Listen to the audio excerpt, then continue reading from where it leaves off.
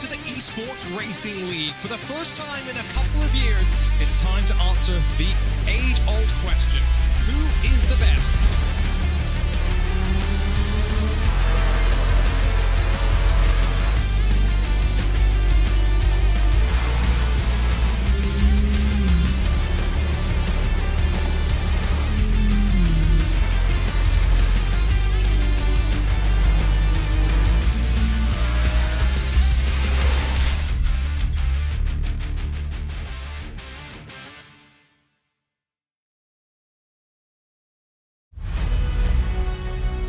Ready to go for round 2 in the 2026 Esports Racing League. And after starting on Live for Speed, we've wound forward the clock to something a bit more modern.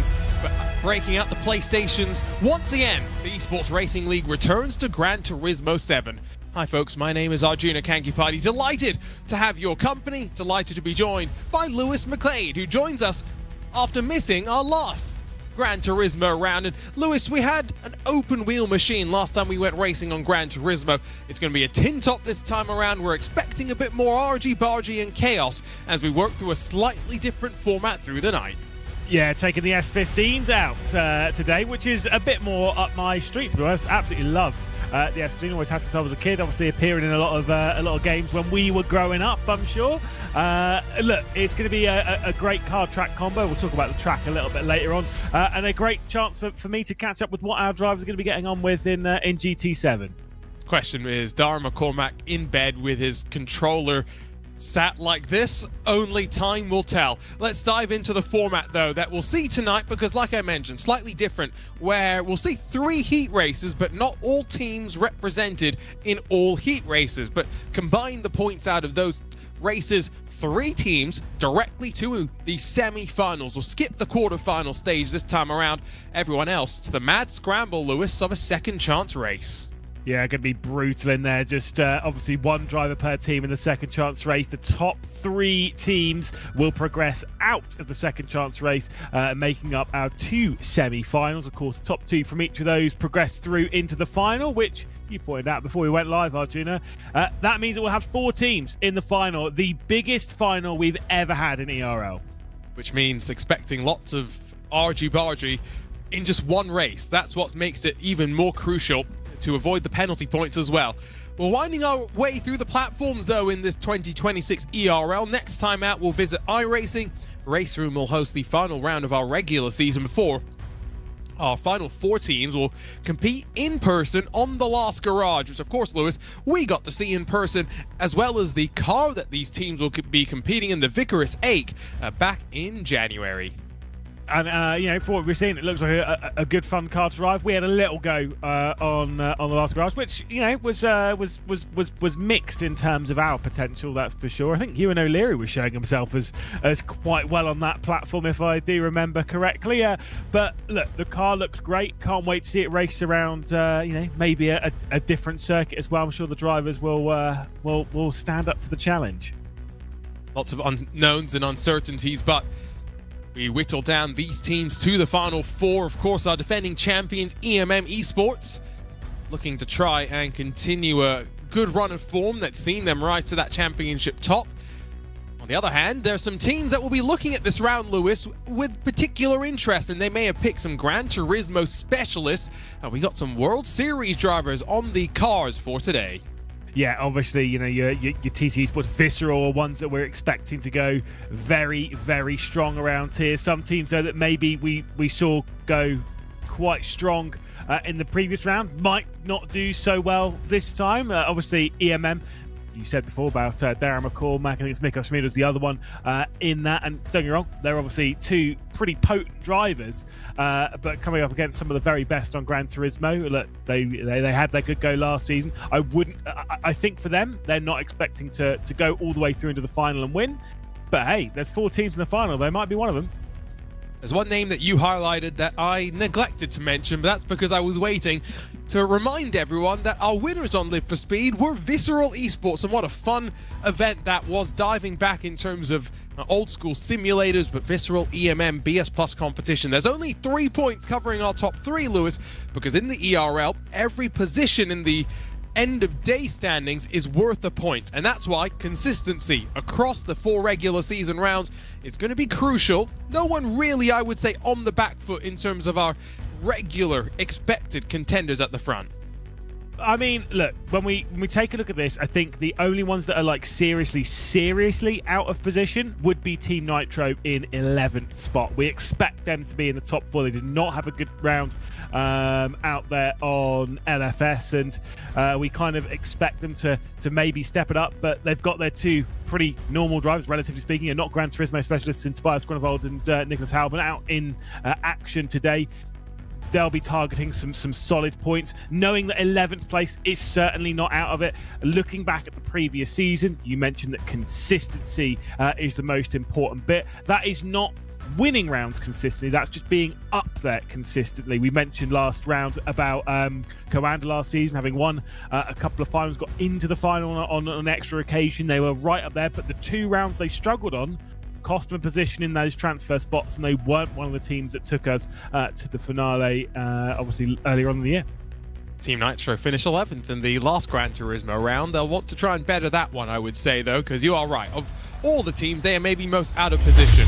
The pick and ban phase of the 10 tracks available are top 5 championship teams, all given the opportunity to remove one from the list.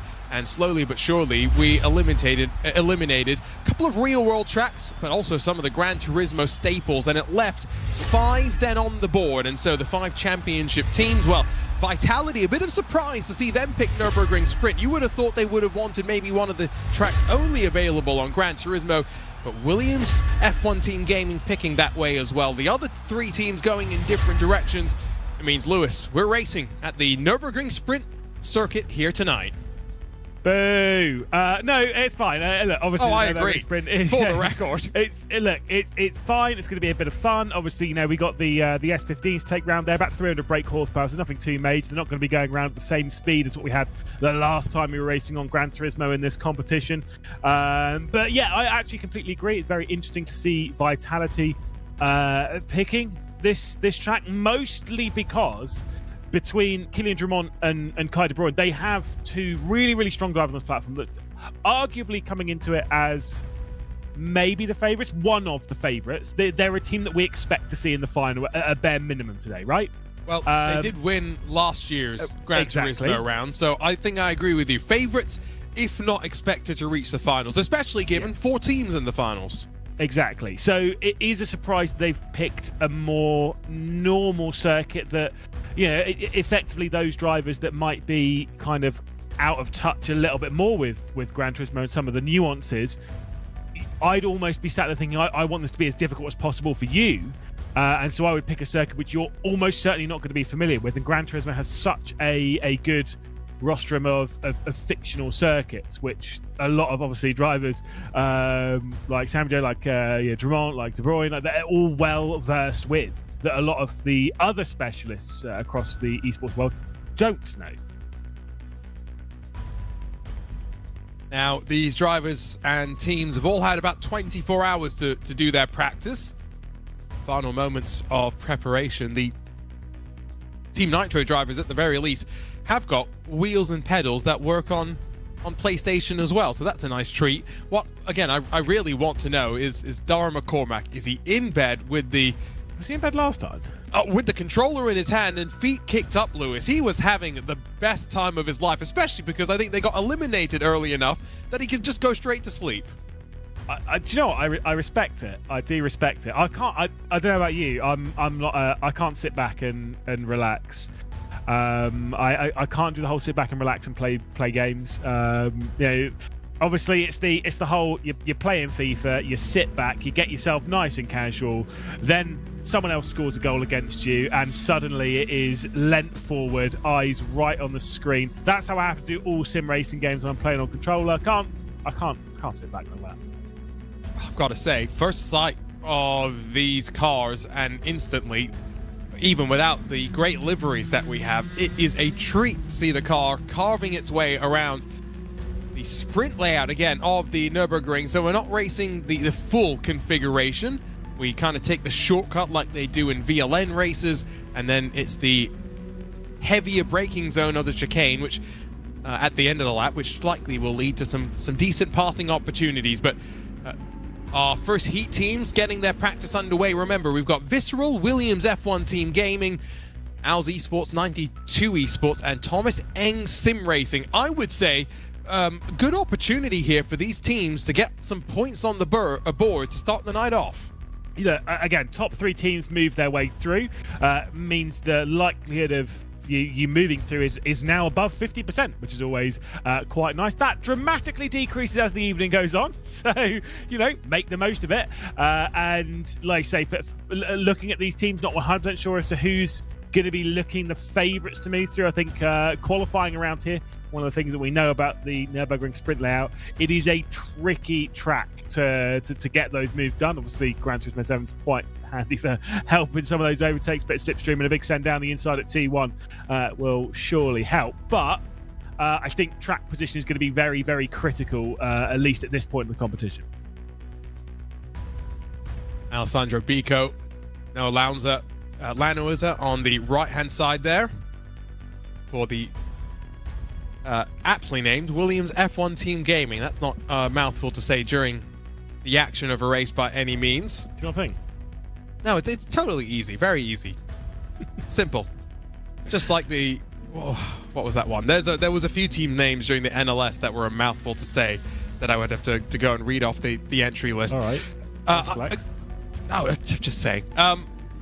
These drivers again in their rigs, and I would assume for Alessandro Bico it's the same rig that he would race on iRacing, looking very, very comfortable.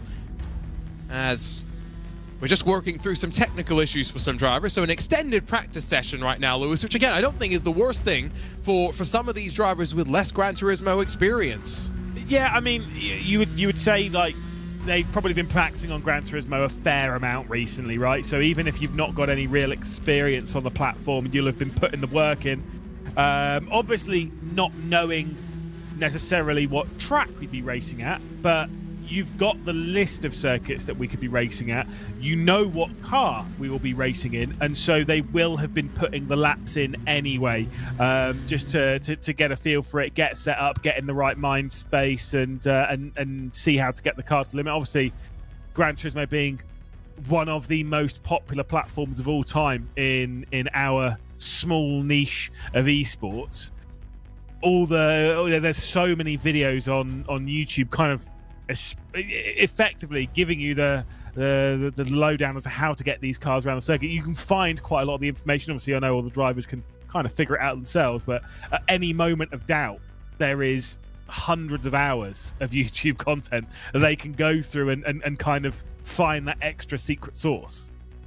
The secret sauce may end up being in knowing when and how to race around the allowance of Gran Turismo. That's something that often we talk about across different platforms, the way the netcode works and how you want to race your competition, and that's maybe where those World Series specialists may have an extra advantage beyond just the regular pace and comfort that they'll take from being here on Gran Turismo 7. Now, I'm trying to remember how qualifying is going to work, if it's drivers with the track to themselves, but if we're seeing them all together as they head out onto the first sector here at the sprint layout again of the Nürburgring and get underway for the first of our qualifying sessions tonight.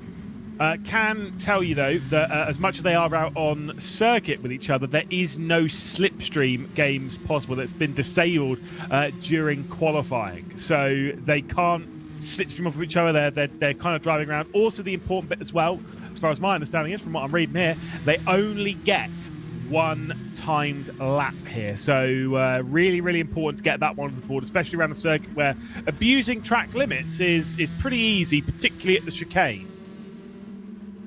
There's a few places here actually where I would assume that if you're a little bit wide, you can incur a penalty as well. I would assume coming back out of the Mercedes-Benz arena, sweep out onto the left a bit too aggressively, that could pick something up too. So definitely something to keep in mind. There's two drivers a team, but you want both drivers, I would say, relatively up the order here in qualifying, and time on the board to just put that one lap in. All our drivers trying to get a little bit of clean at least separation between them so they can focus on hitting their marks. A bit of a drift there. There's no traction control in this car. And that Williams F1 Team gaming machine slides its way to the start of the time lap.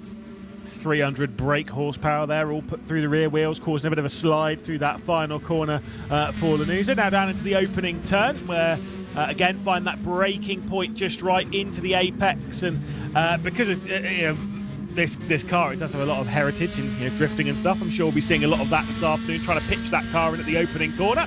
And there was a little bit of sliding happening there from Lanuza, I've got to say.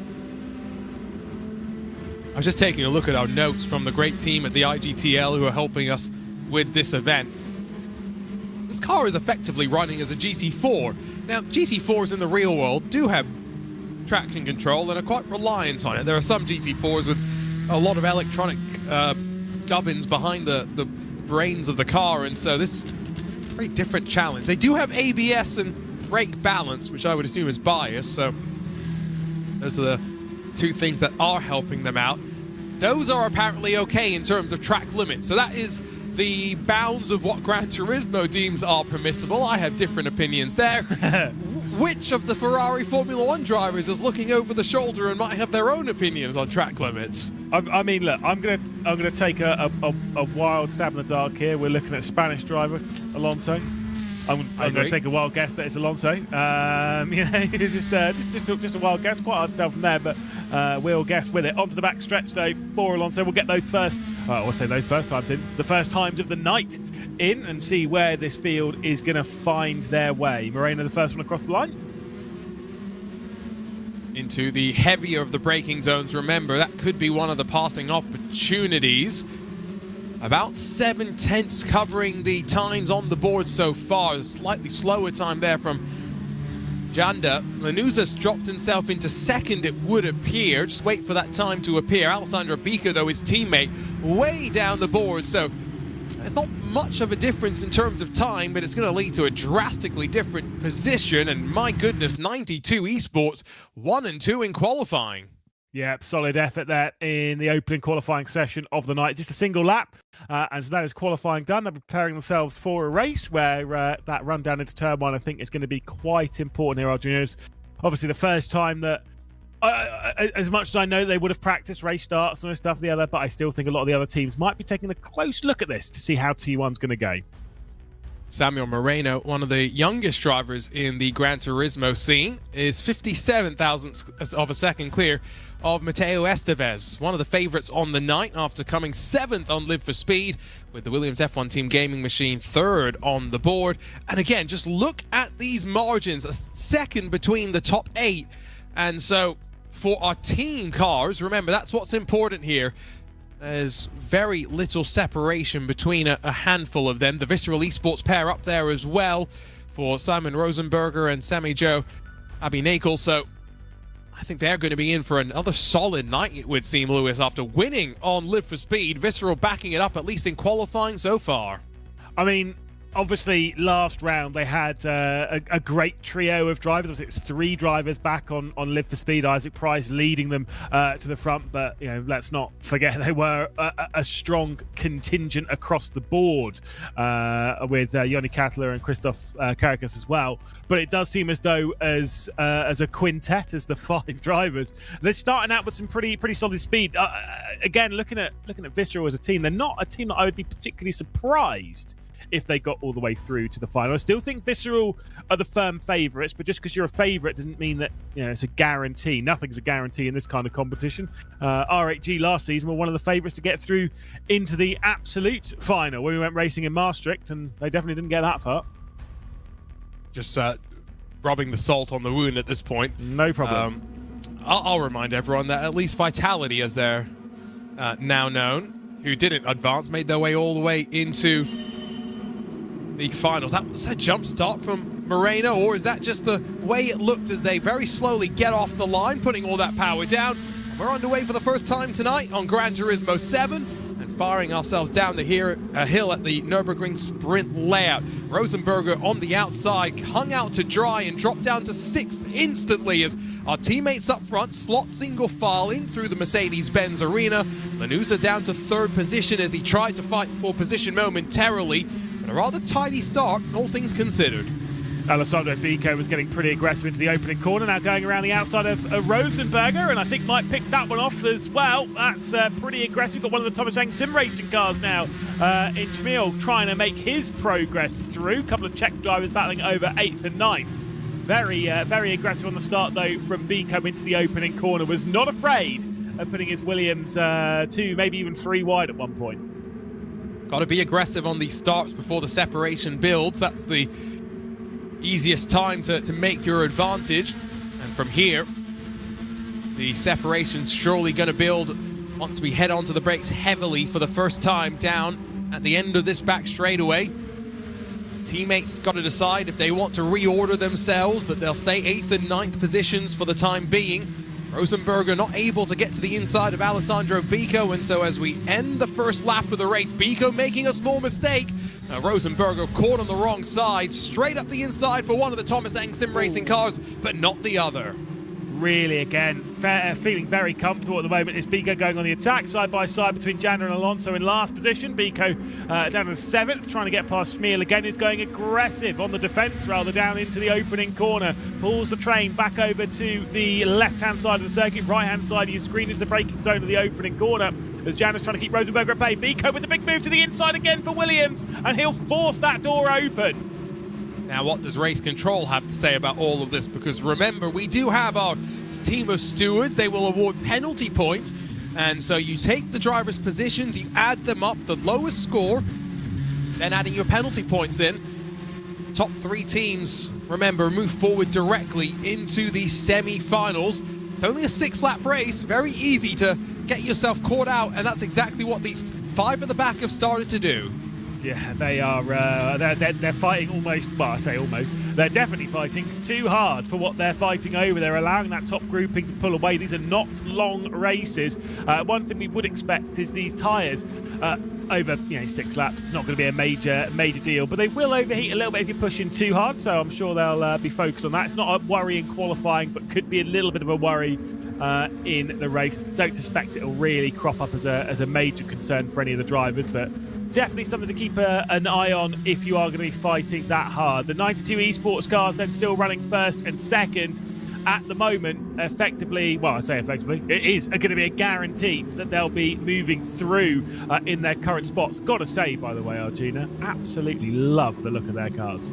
No, first time I saw them in practice, I was blown away. Now, the problem is, for Moreno, you can see the red on top of his car. When we run down the back straight next time, I think he's picked up track limits at the chicane. And so that's... Whoa! Well, Lanuza didn't need to do that. Overcommits down into turn 1, tags the rear, and now has checked up the momentum of Moreno. The leader breaks away slightly. Abinakal closes in very briefly in that Visceral Esports number 46. But yeah, Moreno going to be in for a little bit more pain coming down the back straight. Yeah, that'll be very frustrating to have got that punt at turn 1. Drops him a little bit off of his teammate Estevez, so that gap grows to potentially around the 2nd mark. Moreno will most certainly lose the position to Lanuza, probably to Samijo Abinakal as well. Will probably lose the 2 positions, I suspect, with that 1 second penalty. There is the slowing down building up, so that'll happen on the back stretch. At the moment, my guess for teams that are moving through, obviously you've got 92, you've got Williams. I'm not sure who the other team is. Visceral will be very close because of Rosenberger's position. Whoa, Moreno, careful. Well, there's certainly safer ways to serve your penalties, but at the very least, he only gave up 1 spot, Lewis. My goodness me. Wow, that was close to losing it, at least from our view. It's one of those ones where you've probably been like, yeah, that's nothing, mate. I don't know what you're talking about. But that looked pretty terrifying, at least from my view. 3 laps into the books, I believe. And Estevez is leading this fight, though. He's just not giving up. Incredible stuff back here. Unfortunately, it's for 8th position. Yeah, it's not where they would want to be. The benefit of this heat is there's 1 less team than the other heat, so I wonder if that will potentially mean even more chaos in the 2 heats that we've got remaining. Big send down the outside. Rosenberger qualified well, but has just not been able to connect all the dots in the race itself. Left on the outside through the long left-hander, dropping down now in the final part of the Mercedes-Benz arena, and dropped down to the tail end of the field. Yeah, Visceral at the moment not looking to score particularly well here, but with the other positions, I mean, look, I think at the moment they'd be fourth. Owls would actually be the one to progress through. They would be the third team here because Thomas Eng Sim Racing was 7th and 9th, and obviously that would total to 16 points. It would be 10 and 4th for the Visceral team. Owls with just 5th and 8th would get through, I think, by just a single point at the moment. So might be a couple more than that, but yeah, they're at the moment. They're the ones in position to go through with Williams and 92. I think it's if Rosenberger gets to 9th, that's enough for Visceral to tie Owl. So all he needs to do, and that's what the team manager's job needs to be now in the communication, because maybe easy to assume just watching the way the car's being thrown around, but Rosenberger's driving angry, only needs to gain one spot. Let the cars in front maybe tussle, make a mistake, and the door could open like it does here. Out of the final corner, great draft from the two in front of him, and they snake their way down to turn 1. On the drop off the hill, got to be careful not to overcommit under the brakes. The Owls car, Alonso deep on the inside. Look at Rosenberger try and go the long way around. It was never quite going to work out though, Lewis. Thomas Eng Sim Racing up the inside. I mean, look, if Alonso loses position for Owls, it's basically done as well. And might just do it there as Schmill looks down the inside and will try and commit that Thomas Eng Sim Racing car to get through into 8th position. There's the move coming in. Bit of an elbow check, bit of contact, and the position has been lost for Alonso. Owls at the moment would not be progressing. Rosenberger's going to make it slightly worse. They come down into the loop. Inside on the shortcut, though. That's the important part. And that puts the power down nicely. That was clinically done eventually. But these drivers have been fighting far too long. Now, job's not quite done, Lewis, because these three have been fighting so hard that they've let the others run away, and so Rosenberger can't quite be content just yet. Alonso makes a mistake as they sweep onto the back straightaway, and now ice forward for the Visceral number 1. Yeah, at the moment it's Visceral, 92 in Williams. Those would be the three teams at present progressing. Big clip of the curb as they work their way through the chicane. They are not afraid of slamming these S15s over that. The battle for second position directly ahead. Lanuza keeping Moreno at bay. Estevez has gone. 92 want this to be a 1-2 in the opening race of the night, and they've certainly got the pace to steal that one away. Now this is interesting because not just Rosenberger and Alonso fighting for 9th and 10th, but that fight between Owls and Viscerals up here for 4th and 5th as well. So keep an eye on that as we're on the final lap of the race. Moreno's going to try the cutback. Did he get tagged? Did he get tagged by Abi Knuckle there? I think he might have actually slammed the curb on the inside. It's such an aggressive drop-off in the inner part of the opening corner, and I get the feeling that Moreno might have slammed that. If not, there might have been a contact with Sammy Joe Abi Knuckle, but I don't think that's... It's one of those ones, if I were in race control, I'd almost completely ignore that. It's a little bit of a brush there. No one spun round. The race continues. Don't get involved. Like, it's fine. They're battling hard at the moment for the runner-up position of the opening race. Estevez has absolutely checked out from this fight after that slow-down penalty from Moreno. Still could be that 1-2 for 92, but Williams at the moment hanging on. Great stuff. What a great opening race of our Esports Racing League action on Gran Turismo 7. A little bit more feisty than what we saw last time as well. So the IGTL organizers knew exactly what I was asking for and managed to pick the perfect car. But all as Mateo Estevez breaks away at the front of the field, fight for the 2nd and 3rd steps of the podium, still well and truly on. But no, Lanuza will hold on to 2nd. It's 92 Esports after 7th in the opening round of the championship, winning the first heat of the night here on Gran Turismo 7. And there's the smile on the face of the leading car as he comes across the line. Brilliant stuff there from Estevez. And to be fair, from Estevez and Moreno, the pair of them look great in qualifying. They look great during the race. Just a slow down penalty for Moreno cost them the 1-2. But, I mean, you're not going to be disappointed at that 1st and 3rd for 92 and a definite progression through. Williams and Visceral should be the two teams to join. Obviously, the big question mark on all that, Arjuna, is race control. And I've been told one report, so at least one thing for them to take a look at. as Mateo Estevez, winner of the opening race of the night, and in some style as well, breaking away when his teammate got that penalty, and Noah Lanuza then had to watch in the rearview mirrors and defend. A 2-second margin of victory. We'll find out if that's going to end up being one of the larger ones in the heats. Moreno third, makes it a 1-3 for 92 Esports, with the best of the Visceral cars then fourth, best of the Owl cars in fifth. Williams F1 Team Gaming second and sixth should combine for them to move forward. Thomas Eng Sim Racing, their best car, down in seventh with Janda. Rosenberger fights his way back up to eighth and the second of the Visceral machines, while Chmel for Thomas Eng Sim Racing and Alonso for Owls round out the 10 in heat number 1. Well, Lewis, like I said, bit more action-packed than what we had in our last event on Gran Turismo 7, and I'm not complaining about that, that's for sure. I think the movement away from, high downforce open wheelers into your tin tops with effectively low power, comparatively to some of the cars we've raced here in ERL, certainly not a bad shout.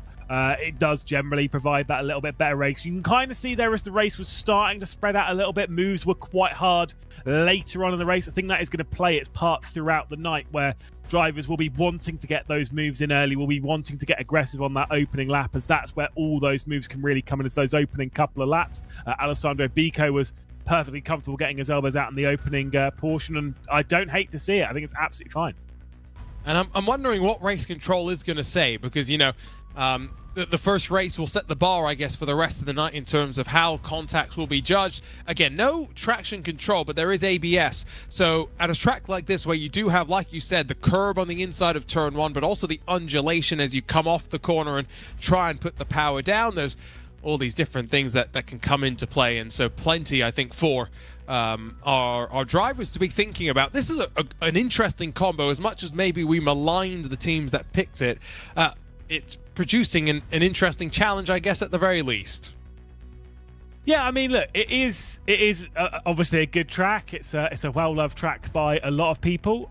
I will perfectly admit, Arjuna, I'm not one of them. I've never enjoyed the Nürburgring Grand Prix, be it the Fair. sprint or the full. But, look, some of the drivers are getting along well with it. And do you know what? It's providing some decent racing so far. So we'll keep our fingers crossed that is going to be the way it's going to progress in the races coming up this evening. Picking up what you're putting down, let's take a look at some of the moments that we saw in that first heat of the night. Our first action on Gran Turismo 7 here in 2026. Decent start from our teammates at the front of the field as we drop down into turn 1. Moreno on the outside, Estevez on the inside as we headed out of the Mercedes-Benz arena. Rosenberg dropping down after qualifying quite well, bullied off the track initially, and then down at the end of the lap through the slower chicane, dropped to the tail end of the field. That set up the fight back for him as he tried to bring his team in straight to the semi-finals, but it did lead to some fighting with the likes of Owls Esports as well as Thomas Eng Sim Racing. Moreno running second, ran off the track and then got ran into down at turn 1 by Noah Lanuza, and in the act of serving the penalty, made things look a bit more dramatic than maybe they were. All as the action roared on at the tail end of the field, these were going to be crucial moves from Rosenberger at the end of the day, as he fought his way up from 10th to 8th to grab crucial points to bring Visceral forward directly into the semi-finals.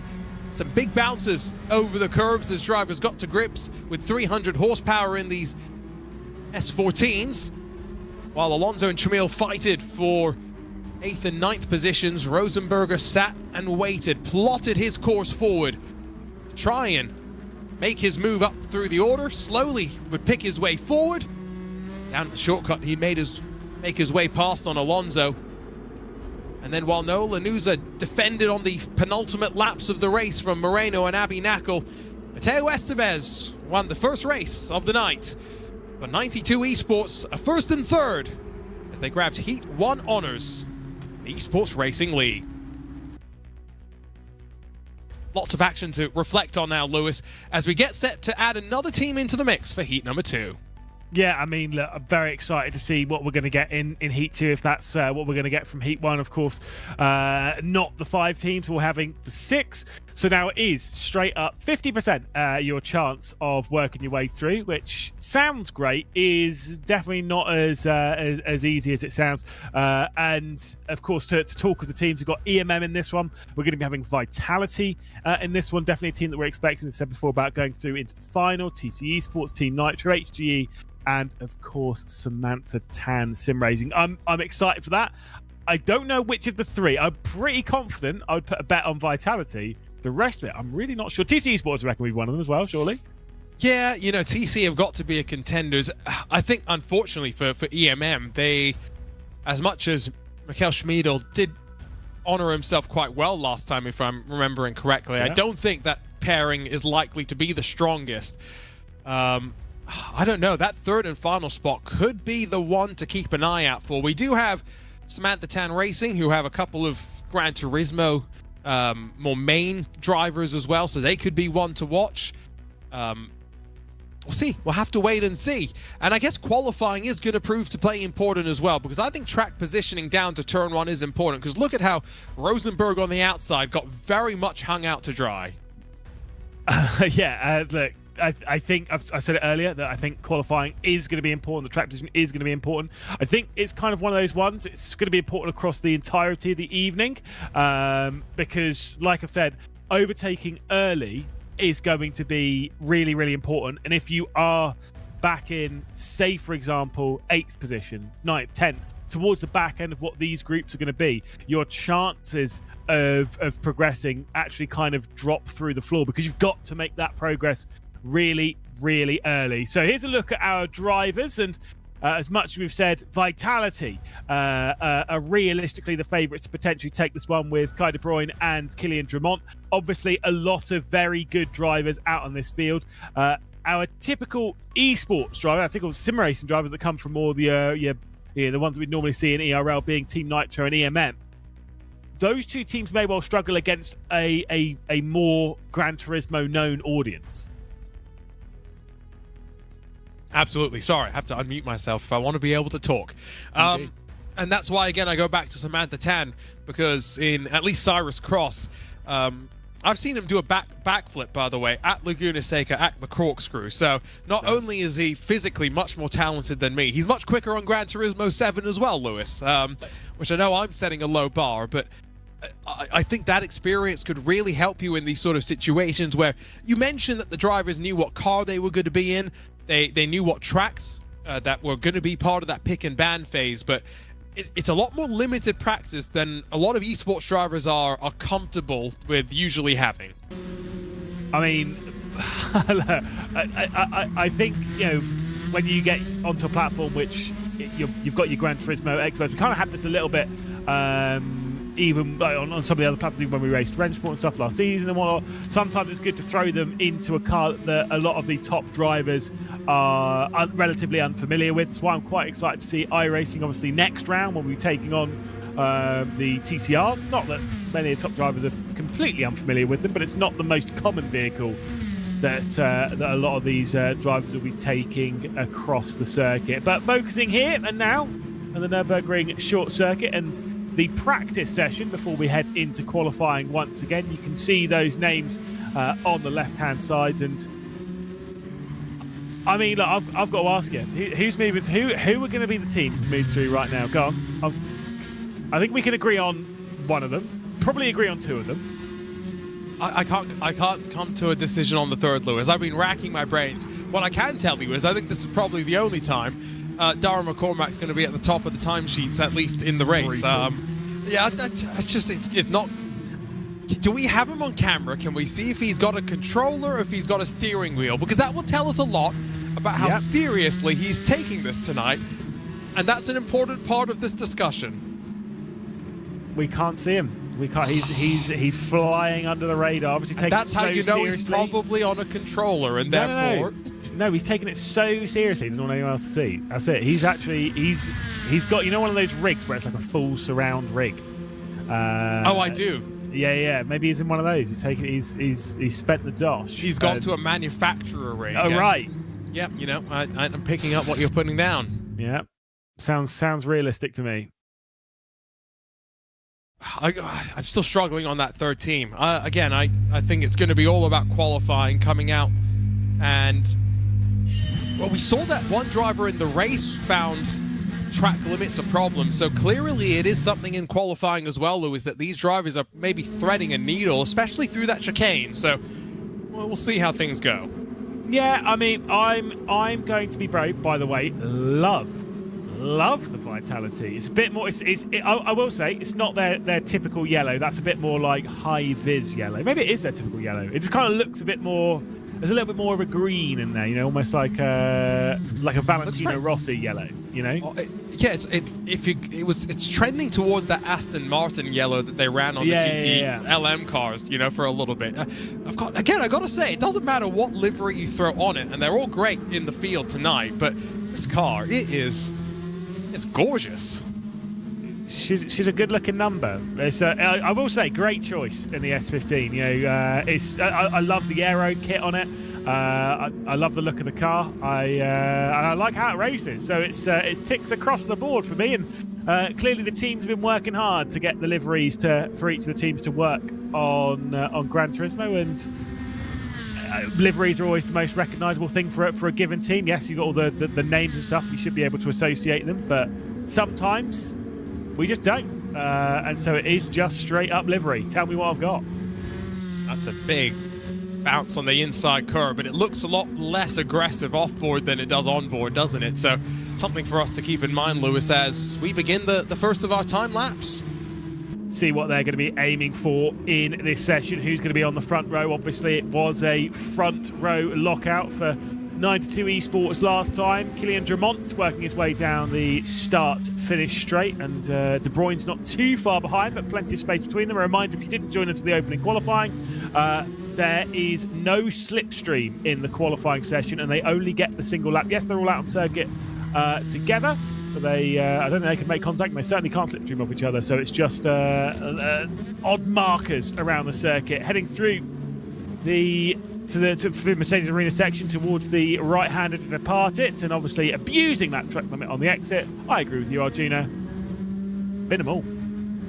Yeah, no, I'm not a huge fan about that, but you know, if that's what the game's allowing, we'll let them get away with that. It's not their fault. They're using what they're allowed. Much more sane track limits at this part of the track, mainly because there's not much further you can go beyond the painted curb if you don't want to slow yourself down. This is where, if you're getting a penalty during the race, that yellow arrow on the right side, you'll slow down right around there, pull to the side of the track, but no slowing down in qualifying, and up to the heavier braking zone. This is where in the race it presents passing opportunities, but in qualifying, bang, down through the gears, bang over the curbs as well, looking a lot less dramatic than it will feel like if you're sitting on board with these cars, and then ride the curb on the outside to open up the entry into that final hairpin. Hesitated on the steering, had to turn it a couple of times, but now power down to the line. I mean, far from me to judge the driving of Kylian Dramont, one of the best on Gran Turismo 7. That's a 138, 136 across the board. See what De Bruyne's going to do across the line behind. Also, I was going to say it's 138 something. I'm pretty sure I saw that one pop up. Smina was a 38.694. Taglia goes for a 40.1. Not seeing that time come through for De Bruyne. He was the next car behind Dramont. I think he may have invalidated that lap. Must have. I also think, by the way, that if Samantha Tan Racing's times stand, Tobias Gronewold's going to need to put in a banker to, and he does, to put himself in contention. It might end up being STR versus Team Nitro for one of our qualifying spots. And we're still waiting for three big names to put times on the board. Is that track limits? We'll see if we can find out. Well, Koke Lopez has just set a 38.578 to move up into third. So for TC Esports, it'll be them up the order. But big drama here as Darren McCormack did not set a time in that session, nor did Kai De Bruyne. So for Visceral, for Vitality rather, who we've been talking about so far, I mean, we've got him on the board here, and I did see it being a 138, 136, and I was confused there. Set the exact same time as his teammate. Now I'm going to assume the timing tower was confused. They both set the same time. and we're going to keep our fingers crossed that that's the case. So it could be a visceral 1-2 then. They'll be starting up there. Vitality, I'm getting my V's mixed up. It's Drummond, De Bruyne, Arriagada, and Lopez for TC Esports. Great from them. Mikkel Schmiedel for EMM will call a fight in 5th position, with Hernans, Cross, and Nicholas Hauben for Team Nitro in 8th position. Hugely dramatic qualifying session there, and if this is to be believed, then we actually have the running order as we were expecting. Grunewald, Barretto, then it is Battaglia and McCormack, the 12-car field. Arjuna?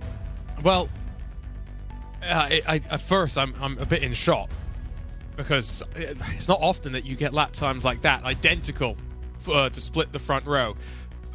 It also kind of backs up, I think, what we were thinking, which is that, you know, it's not a quite guarantee, but all but guaranteed that Vitality and TC will move forward. And the question about that 3rd spot, Team Nitro versus Samantha Tan Racing, I think that's the battle to keep an eye on right now. And keeping it clean on this start, avoiding mistakes, avoiding those penalty points, could all be crucial in this next 6-lap affair that we've got in front of us, Lewis. Yeah, must keep it clean, and realistically, you want to be one of those 3 teams progressing. No one wants to go into the second chance race. For Vitality, it's been the perfect start here. It's a 1-2 for Drummond and De Bruyne, straight over to give the slipstream to the teammate, although De Bruyne looks back to the outside as TC Esports all over on that second row with Arriagada trying to attack down into T1. De Bruyne will hang on and will keep second position. There is a big crash in the background, and that might be Arriagada. It's both the TC Esports cars. They've both gone backwards. Koke Lopez and Arriagada are both backwards at T1. Well, throw that one out the window. A lot of work now for the black and gold to do, as they'll try and pick that ball out of the back of the net. Where are they going to cycle down? That's the real question. All as Vitality break away at the front, looking to go back-to-back on Gran Turismo 7 here in the Esports Racing League. Grunewald out wide and scampers over the grass as they now shortcut through the right and rejoin the back half of the Nürburgring Grand Prix lap. What was it that you said about Mikkel Schmiedel and last round? You know, he did really well for himself in EMM. You know, what's he going to be able to do this time? He's in 3rd, mate. He's doing fine. Mikkel Schmiedel. I think, look, I've seen Schmiedel in sim racing for a long old time, and do you know what? I think he is coming into his own in the world of sim racing over the last sort of 12 months. Don't get me wrong, it's been rapid before, one of the fastest we've had before, but it does seem as though he's getting like a second wind in his career and is once again becoming like the Enzo Benito ultimate all-rounder.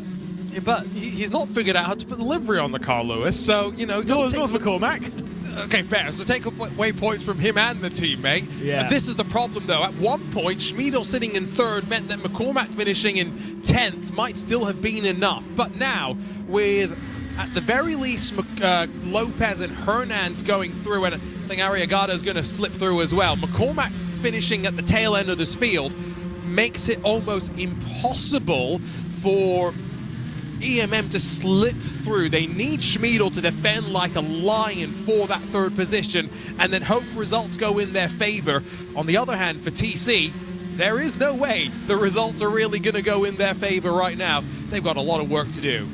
So much work. Obviously, we have no idea exactly what happened down there in the opening corner, but hugely dramatic for TC Esports, and they'll be fighting hard to come back through. They would be a team I suspect will get through the second chance race with relative ease, but then only 3 go through from that, and they only get to pick 1 driver, and they've already gone backwards in this one. So who really knows on that one? There is no such thing as relative ease when it comes to the top level of sim racing. And look, it's great to see TC Esports running strong. It's great to see them as a fast-firing team and as a potential favourite for the evening. But a big shame for what happened down there at the opening corner. Koke Lopez is fast enough, and he is scything his way through, already up to 8th position. I still wouldn't necessarily be completely shocked, Arjuna, if they were able to find themselves as the 3rd and final team to progress. No, and that's why I said Schmiedel's got to defend, because I think there is a chance that if Arriagada and Lopez finish 6th and 7th, then that is tying Schmiedel and McCormack for 3rd and 12th, or rather 3rd and 10th. So there's plenty of math to do, but there's so many different permutations that we can still work through. Team Nitro, though, with Now Nicholas Halbin dropping to the back of the field, and Tobias Gronewold defending all the way to the wall as Lopez tries to cut to the inside. Battaglia is going to sweep down around the outside as they drop down in towards turn 1. This is getting a bit aggressive and feisty as they drop down at the bottom of the hill, put the power down, and Koke Lopez around the outside of Battaglia. That is one of the better moves I think we'll see tonight. Yeah, it was really good from Lopez. He got a brush from Hernandez as well. Straight into the side of Hernandez comes Arriagada. That was very aggressive. Battaglia is now coming straight back around the outside of Lopez. It's HGE versus TC Esports, a couple of rows deep. Now Arriagada's back onto the rear end of his teammate. Gives that bump heading down into the loop. Now Lopez will come through. Arriagada also through. Both of the HGE Esports cars going backwards a couple of spots. Extremely aggressive. Proper touring car racing this.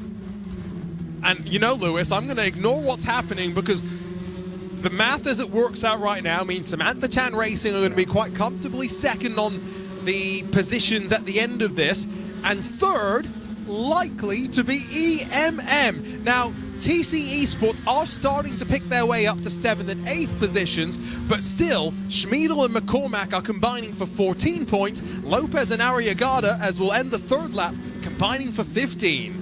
Yeah, needs to be a lot more progress for Lopez. I say a lot more, I mean, they've got Tobias Gronewold not too far ahead. If they can both get through on them, that'll swing them a couple of points and potentially give them that. But then obviously with the position in the race, it would be Schmiedel who's having the highest position. So any on count back, it would go to Schmiedel and EMM. I mean, look, there's a lot of permutations here to deal with. And we're only halfway through the second race of the night. It's Drummond and De Bruyne leading as we were expecting for Vitality as we head to the braking zone of the opening corner again.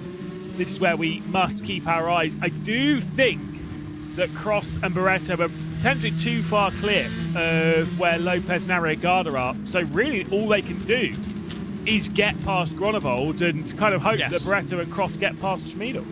And that's why I had said 6th and 7th before, Lewis, is I thought there was a kind of maximum point to where they could go. Yeah.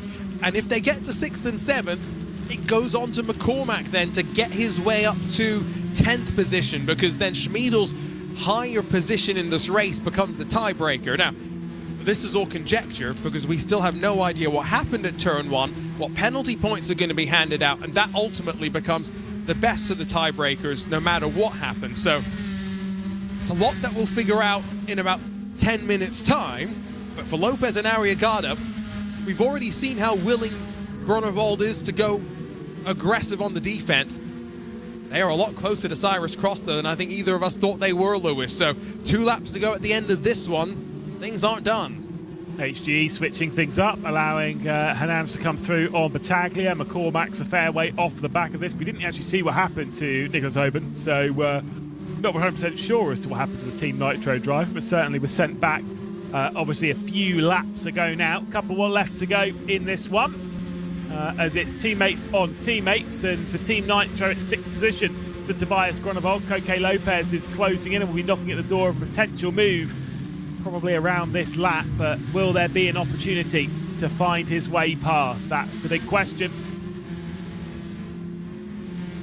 Patience, Lewis, patience. That at this point, that's all they can do, because they were very physical getting through the earlier parts of the traffic that they navigated through. So at this stage, you've run out of those opportunities. Your competition's maybe that little bit quicker, a little bit more consistent. The teammates may end up swapping around, and Arriagada gonna now lead the charge to try and close up to the German in front.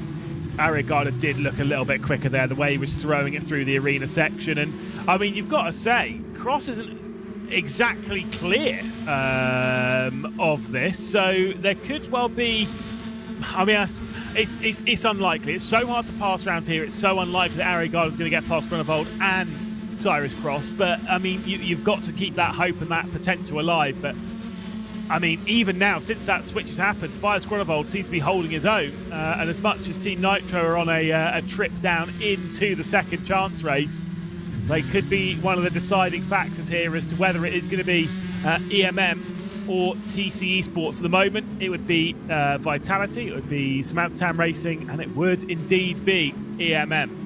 Lewis, I just love to say, by the way, first, sometimes I can be right. A broken clock is right twice a day. Samantha Tan Racing, there was something to my logic in thinking about picking them, but if EMM can sneak into a semi-final here, they've guaranteed themselves, I forget off the top of my head how many points, but it's enough points for us to say consistency across a championship season, right? And so, Mikel Schmiedel, I mean, like you said, driving maybe with a bit more wisdom, a bit more experience, it's all coming together and aging like a fine wine. Dara McCormack didn't need to do too much, finishing down there in 11th, which will be unfamiliar for him, but semi-finals beckon as it stands right now. You're absolutely right. I mean, once you get into the semi-finals, the absolute worst you can be is 12th. There will be 12 teams in the semi-finals. So the worst you can be is one of those 12. You've already guaranteed yourself victory over 5 other cars, and the likelihood is one of those teams is going to be pretty dramatic late on in the season. When we look back on this round on the points, we'll be throwing question marks to who's where, and there's always going to be one of those rounds about where you're thinking, oh, they didn't perform there. And obviously for R8G last season, there was a couple of those questions laid at their feet. Obviously it was not here on Gran Turismo 7 where they were victorious, and once again they seem to be starting out as they mean to continue. It is vitality onto the livery of the cars of the R8G team, and it is vitality across the line to win. It is Kylian Drummond and De Bruyne going 1 and 2 in the second heat of the night. Identical in qualifying and almost identical in the race itself. Lewis, it's an ominous sign for the rest of the field that the defending Gran Turismo winners on the Esports Racing League have started off with such a hot streak on the night. I mean, look, that was a perfect performance from them, wasn't it? An excellent qualifying session from the pair to set themselves up on the front row, and look, it's another puts a smile on your face seeing a performance that good. Again, and for a team that missed out on what I would have thought would have been an expected spot in the Final Four last year, Lewis, this is, I guess, a good momentum boost to them halfway through the season after, almost halfway through the season, with Live for Speed going pretty well as well. It's certainly not. They're fixing some of the problems of the previous season. That's the important bit, and they're starting out well this season. They're starting out well here on Gran Turismo at the very least. And Vitality first and second. Drummond and De Bruyne, Mikel Schmiedel, EMM, our champions, of course, of last season. We were racing at Maastricht once again, proving himself very well there. Although concerningly, 4 seconds off of Drummond and De Bruyne, although we're particularly shocked that gap kind of appeared. Barretto and Cross means Samantha Tam Racing with one of those teams to progress through. Tobias Grunewald was able to keep the TC Esports duo of Arriagada and Lopez behind, and Nans was actually able to come through on Koke Lopez there, who actually retired from the race, according to us. So they'll definitely be going through into the second chance race. Battaglia in 9th, McCormack in 10th, Halban in 11th with that retirement from Koke Lopez. Exciting, thrilling, and once again, I think the benchmark's been laid down, Arjuna. I think there's no question, and for TC, I think that ultimately, Lewis, is going to be a tough start to the night for them. No question about their talent, their pace. We saw that in qualifying to be 3rd and 4th behind the Vitality duo, but not the way they would have wanted that one to go by any means, and I think that's it's going to be a real disappointment for a team that I think had some high expectations here tonight. Very much so. I mean, look, I still think they'll be relatively comfortable, at least on pace, in the second chance race. In fact, considering some of the other teams that really we're expecting to be in there, obviously from what we saw in Heat 1 and what we're seeing here in Heat 2, I wouldn't necessarily be surprised if they can keep themselves. Obviously, I don't know which driver they have racing in there, whether it is Arriagada or Lopez. I wouldn't necessarily be shocked if they're able to qualify in pole position and basically just run away from the rest of them, because pace-wise, they are very much out of position from being in there. So I still think we've got a lot more to talk about for TC Esports this evening. That's what I'll say anyway. I don't think that's a question. I think we'll be talking about them in the semi-finals, especially knowing that there's 12 teams, right, Lewis? So before that, we got plenty of time. Let's see if we can catch up with our race winners. Standing by with Lewis McLeod. I don't think that's a question. Indeed. Well, we hopefully are joined here by a couple of our winners, and of course, in the commentary booth, we've got ourselves one of the Vitality drivers. Hello, welcome. Obviously, what are you making of the race? That was a great drive. Yeah, it was good. It was good race for us. Obviously, what are you making about obviously jumping in last season when you were so strong last season, and how you're running on this season? We cage, we don't do the same. The win, we just the target is the win, so we do everything for that. And obviously, you've come into this round as the favourites, right? We've all known that. I mean, you clearly dealt with that pressure so well. Both you and your teammates at exactly the same time in qualifying. Is that the pace you can kind of keep going on throughout the evening? Yeah, we should do the same. It's pretty funny. We do the same light time, so we will do the same for the after. I think. I guess I hope a lot. So yeah, let's see the next time. Well, best of luck throughout the rest of the evening. We'll see you once again in the semi-finals. See you. Skipping straight through to the semi-finals. We've still got one more heat to go though, Lewis, before we have the second chance race. Indeed. Well, we'll get by with the highlights, and I'm sure we'll be able to see who's going to be coming out on top and who's going to be moving their way through into the semi-finals and who's going to be going into the second chance race.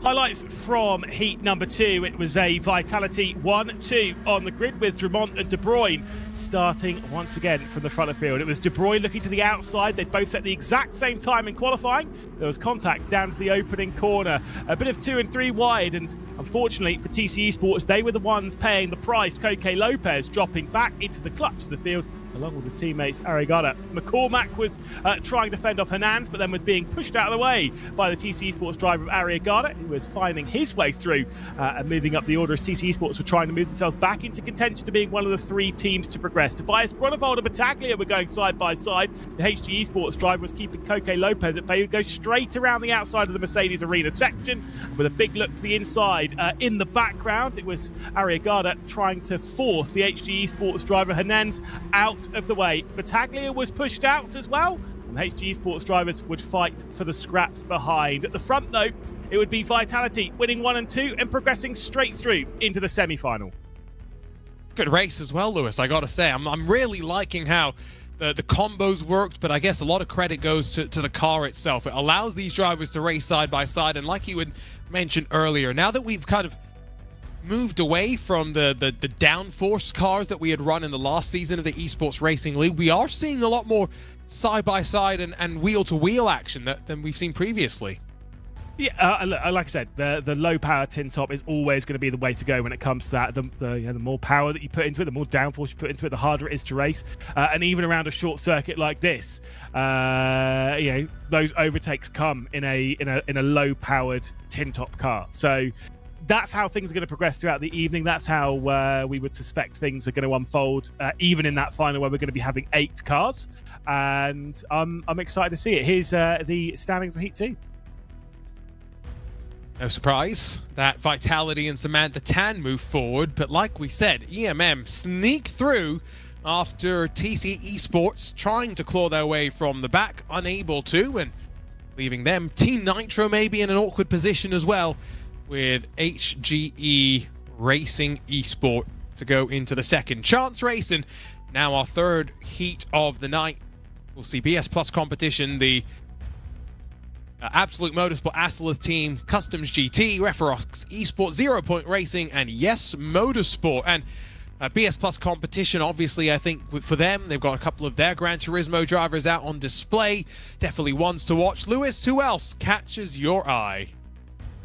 I mean, Referox will probably be a pretty strong one in this. Like you said, BS competition, definitely one to keep an eye on. The first ever, at least on the Gran Turismo side of things, the first father-son team in the Absolute Motorsport Aslith team. So that's going to be a fun one to keep an eye out for. And like I say, I'm excited to see it. Obviously, we've got 0 Point Racing, who we're expecting to go quite strong. Later in the season, we go racing on RaceRoom. Cody Nikolakovsky in that 118 is a driver that we're expecting to go strong on that platform, along with Tomas Ribeiro. But for here, very curious to see how he's going to get along on GT7. Not sure as to how much experience Latkovsky's got on the platform. The Macedonian's pretty rapid, regardless of what he puts his name to. Again, it goes back to even on Live for Speed, right, where a lot of the drivers had no experience with it. Some of them may have been born after Live for Speed actually initially came out, but a good racing driver can take like a duck to water at the end of the day. So we'll see who is going to head out there. And in the pressure of qualifying, Lewis, let's not forget, it's just one lap. We saw Dara McCormack have to start from the back, and it made it very difficult for him to work his way forward. Can Danik Elion and Fleur Zimmerman avoid that sort of struggle? I mean, it's just keeping your nose clean into the opening corner, which, as opening corners go, it's not the most forgiving, is it, RG, down to the opening turn? And like I said, with TC Sports in the previous race, they were thrown into it a little bit. There was definitely some contact behind, which is kind of what forced them to. It wasn't contact between two teammates, it was just unlucky that those two were there. And again, it's one of those ones that highlights that qualifying is critical to kind of keep out of it, but it's not the be-all and end-all, right? TC Sports qualified in the second row, and they still ended up not progressing through. I think that's one of the things to keep an eye on here with Elion and Zimmerman. They're definitely two drivers that we'd expect to be one of those top teams. Flora Zimmerman was pretty strong last time we were on GT7. I expect very much the same thing here. And he's made his bed as well, so Good man. Always good to see. Are we firing off for qualifying? I think we might indeed be. So remember, no draft at play. The drivers are on track together, so they'll get some separation more just to give themselves no distractions on the lap itself. Thomas Laboudele and Fleur Zimmerman fighting for some of that track position as they work through the Mercedes-Benz arena. And once more, liveries looking amazing on this car. I don't think you could probably put a bad livery on it, including the Arjuna face that I sometimes like to run. Oh, absolutely not. You can't be sticking that on this. Look, the BS competition, though, I know one thing that we're probably going to take a wild guess at. It's going to be blue on both of them, isn't it? Like it was last round. We'll have to go see if Boulder's got the same colour, but that will lose them points in my book. Just going to say. It's great. Just waiting. I've got nothing else to say until I see what Jack Balding's car looks like. I'll try to spot it in the background. Oh dear. Well, either way, Laboudele's going to be, I say pick up the slipstream. Obviously he's not, because there is no slipstream in the qualifying session. They do get just a single lap, as we've been mentioning before. And look, I'm expecting Laboudele to be flying pretty fast around here. Also, shout out to Cody Nikolatkovsky, the Australian. Wait, what? There's no Macedonian flag on the platform? What's the deal here? We'll have to see if we can ask him about that at some point. I agree with you, by the way. Thomas Laboudele, so much Gran Turismo World Series experience, but I've been very interested in seeing his transition onto iRacing as well. Loves the LMP3 cars out there. Not necessarily the same as what we're racing today, but goes to show the adaptability of the driver. The Frenchman heads down into turn one. He's second on the road, I think, behind Flora Zimmerman, with Latkovsky tucked in behind for the 0 point racing. It's misspelled in our little guide. It took me a second to double check and make sure that I was going to say the right team name. Down to the shortcut. This is where you got to be aggressive as you hook the right, drop down actually, and compress as you then power down onto the throttle. Nice and tidy from Flora Zimmerman. It is tidy. It is tidy. Whether it's going to be a 38-1, we'll have to wait and see. It was brilliant to see both of the Vitalities put those laps together, and Zimmerman is putting together a very tidy lap thus far.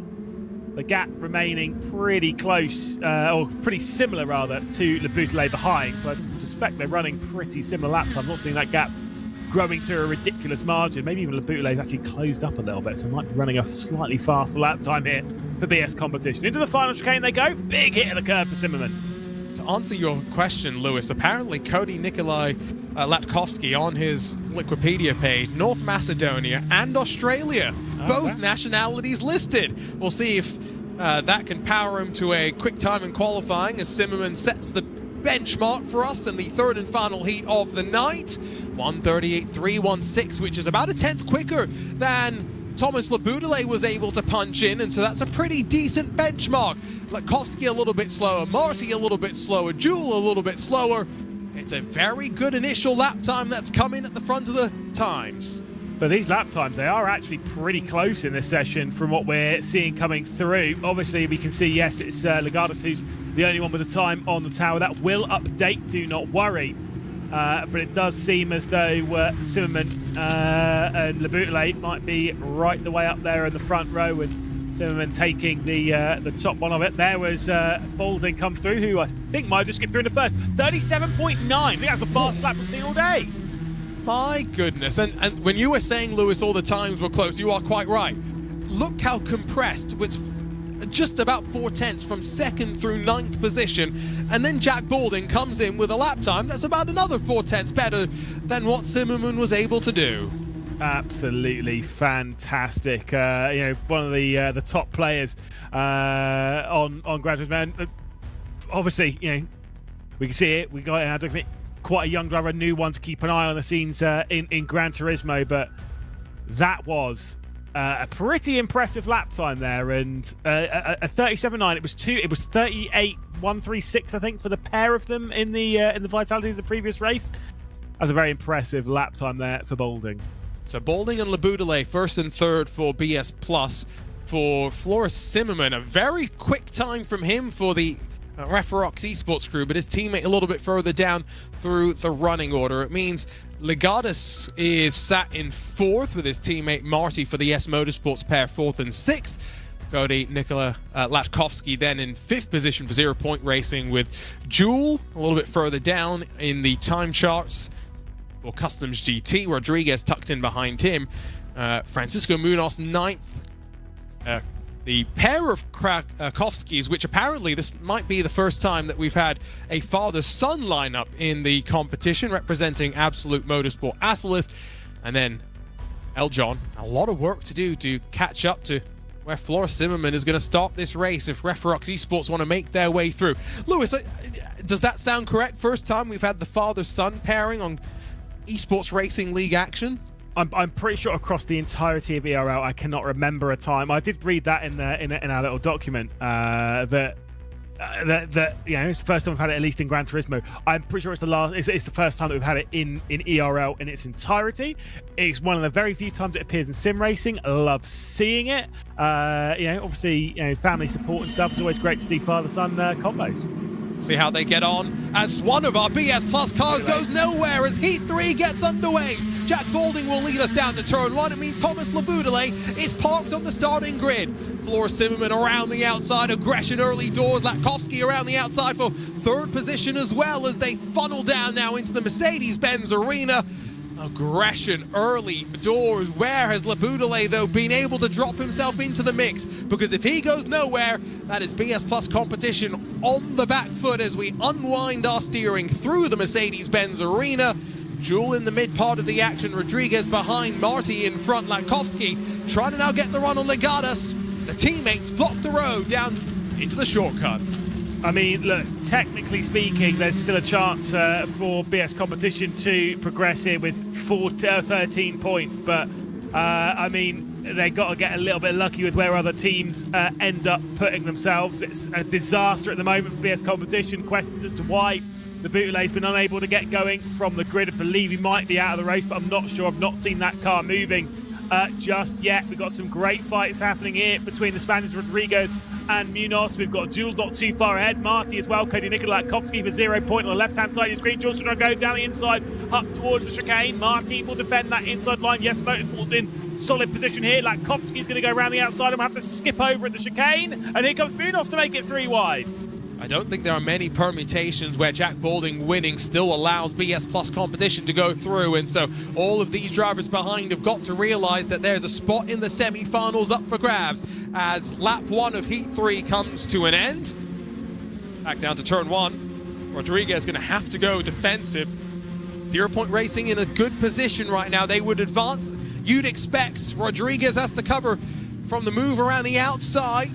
Dropping down, Rodriguez is able to slam the door shut, but again, no traction control. These cars are running to effectively GT4 BOP, plenty of power, but it's all traction control through the right foot. Yeah, my base maths at the moment, maths with an F, will go the way, I believe, of Referox, as well as 0 Point, and of course, yes, Motorsport. Those are the three that I think that I've got. I agree with you, Lewis. And it's pretty simple right now as well. I don't think they're, with how the field is kind of teammates kind of together in the mid-pack, it's one of these races where they could all go side by side, but effectively they're likely to play the team game right now and try to protect their car either in front or behind them.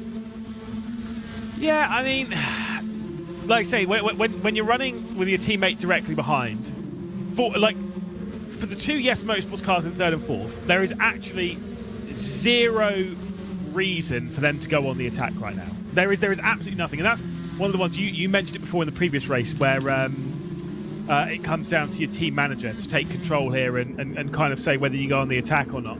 Similar for 0 Point, although not quite the same, because for Rodriguez there's the pressure of Joule and Munoz behind, to kind of not allow the Customs GT cars back into the fight a little bit here. But for Cody Nikolakowski, I'd say there's no real requirement to try and force the move on Marty right now. And the reason I say that is because when you force a move, you bring into you bring into question race control.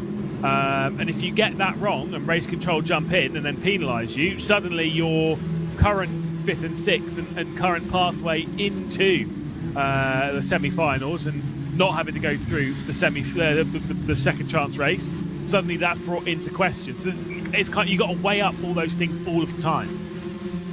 Word, by the way, on Thomas Laboudele is the engine actually didn't start as the race got underway. Really? So that's, I mean, it happens in the real world. Good avoiding action from everyone to scamper past. He is running out there, Lewis. And so what that does mean, we can't totally discount BS Plus competition now if something goes wrong. I think specifically for the Referox Esports team here, if Eljon, drops down behind the Absolute Motorsports cars, that would be enough for BS to slip through.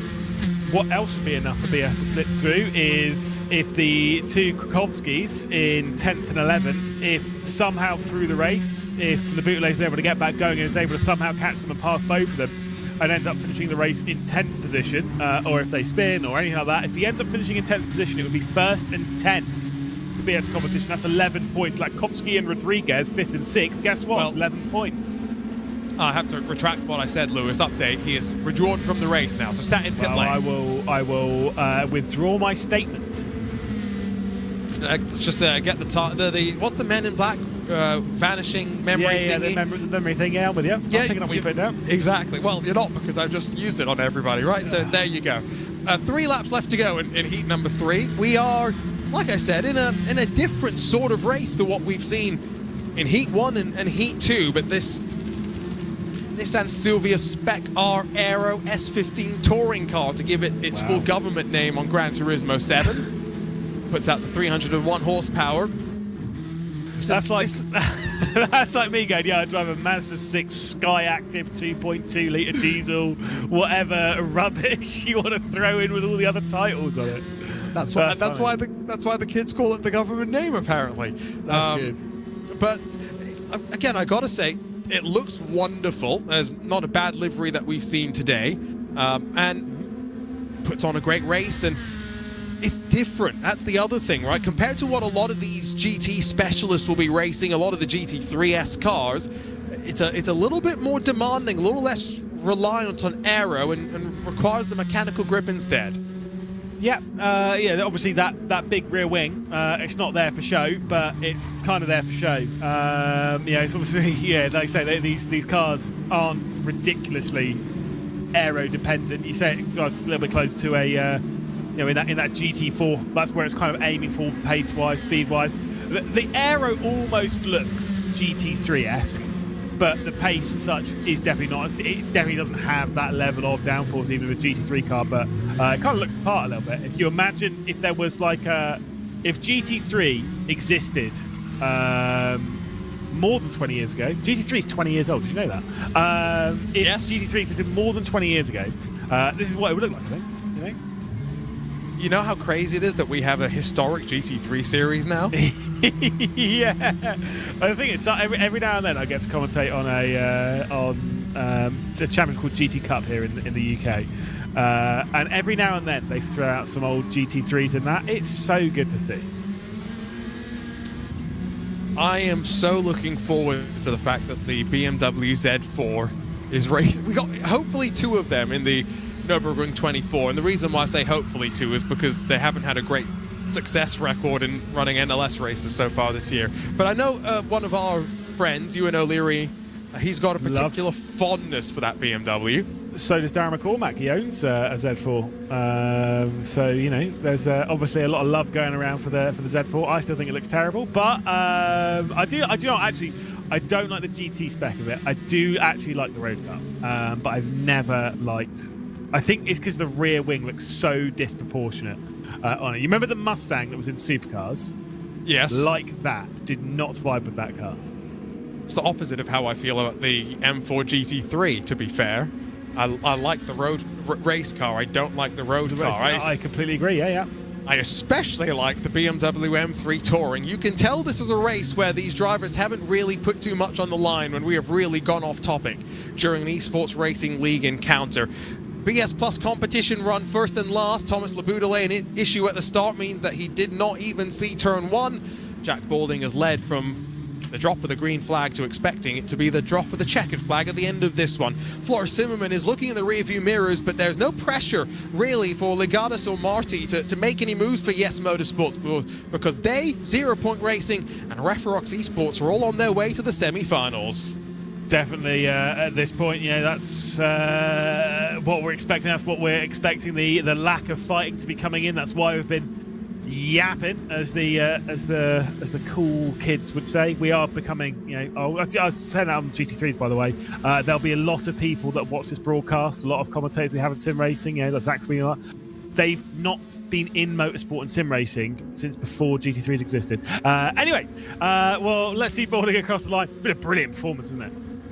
The problem is now, he's got to do some work, I would expect, in the second chance race. A very weird technical issue for Thomas Laboudelet means that BS Plus competition, 3rd on Live for Speed, a great start to their Esports Racing League season. Despite the win on track in Heat 3, Jack Balding has not got his team directly into the semi-finals. Floris Zimmermann has, though, as he crosses the line with Legatus in close pursuit. Gotta say, calm Heat number 3, Lewis, but some teams very glad to move forward. Yeah, I mean, there's been some big names that will be going through into the second chance race. Obviously, most notably being from this BS competition, TC Esports, of course, in the previous race. Some big names indeed that will be having to duke it out to try and come out on top. We've got 9 cars, 9 teams in our semi-finals, but we'll still have to find out those final 3. And look, it's going to be a tough race. I think we've got our favourites for it, and especially if Balding can repeat that performance, BS competition are a cert to go through. Well, quick look at our results, quick chat with our winner, and a quick look at some highlights, and we'll be second chance race ready. Jack Balding, a stellar drive at the front of the field. I said the gap in Heat 1 may not be beaten. Well, 2 seconds make it 3.4 seconds. And that, I think, will be the largest of the gaps that we'll see in these bigger races. Second chance race maybe aside.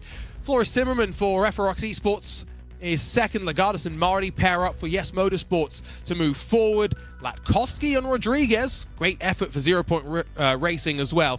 Just in front of Jewel and Munoz, who will just miss out. Margins quite close for Customs GT. Eljon, after starting at the back, moves forward a couple of spots in front of the Krakowskis for Absolute Motorsport. Aslith, while, of course, Thomas Laboudelet, a DNS effectively after the technical issue, sees him dropped before he even gets to punch the throttle down to turn number 1, Lewis.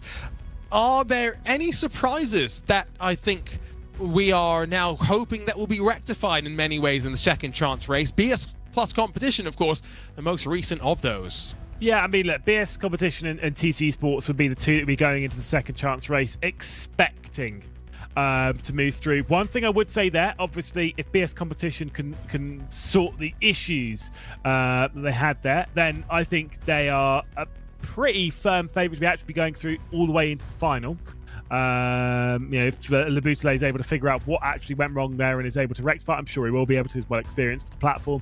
Thing is, from that, the reason why I say that is so far from that race, Balding set the fastest time in qualifying so far, the first 37 that we've had in qualifying, and also across the 3 races so far has set the fastest lap of the evening. The first driver to go to the 38 zeros during the race.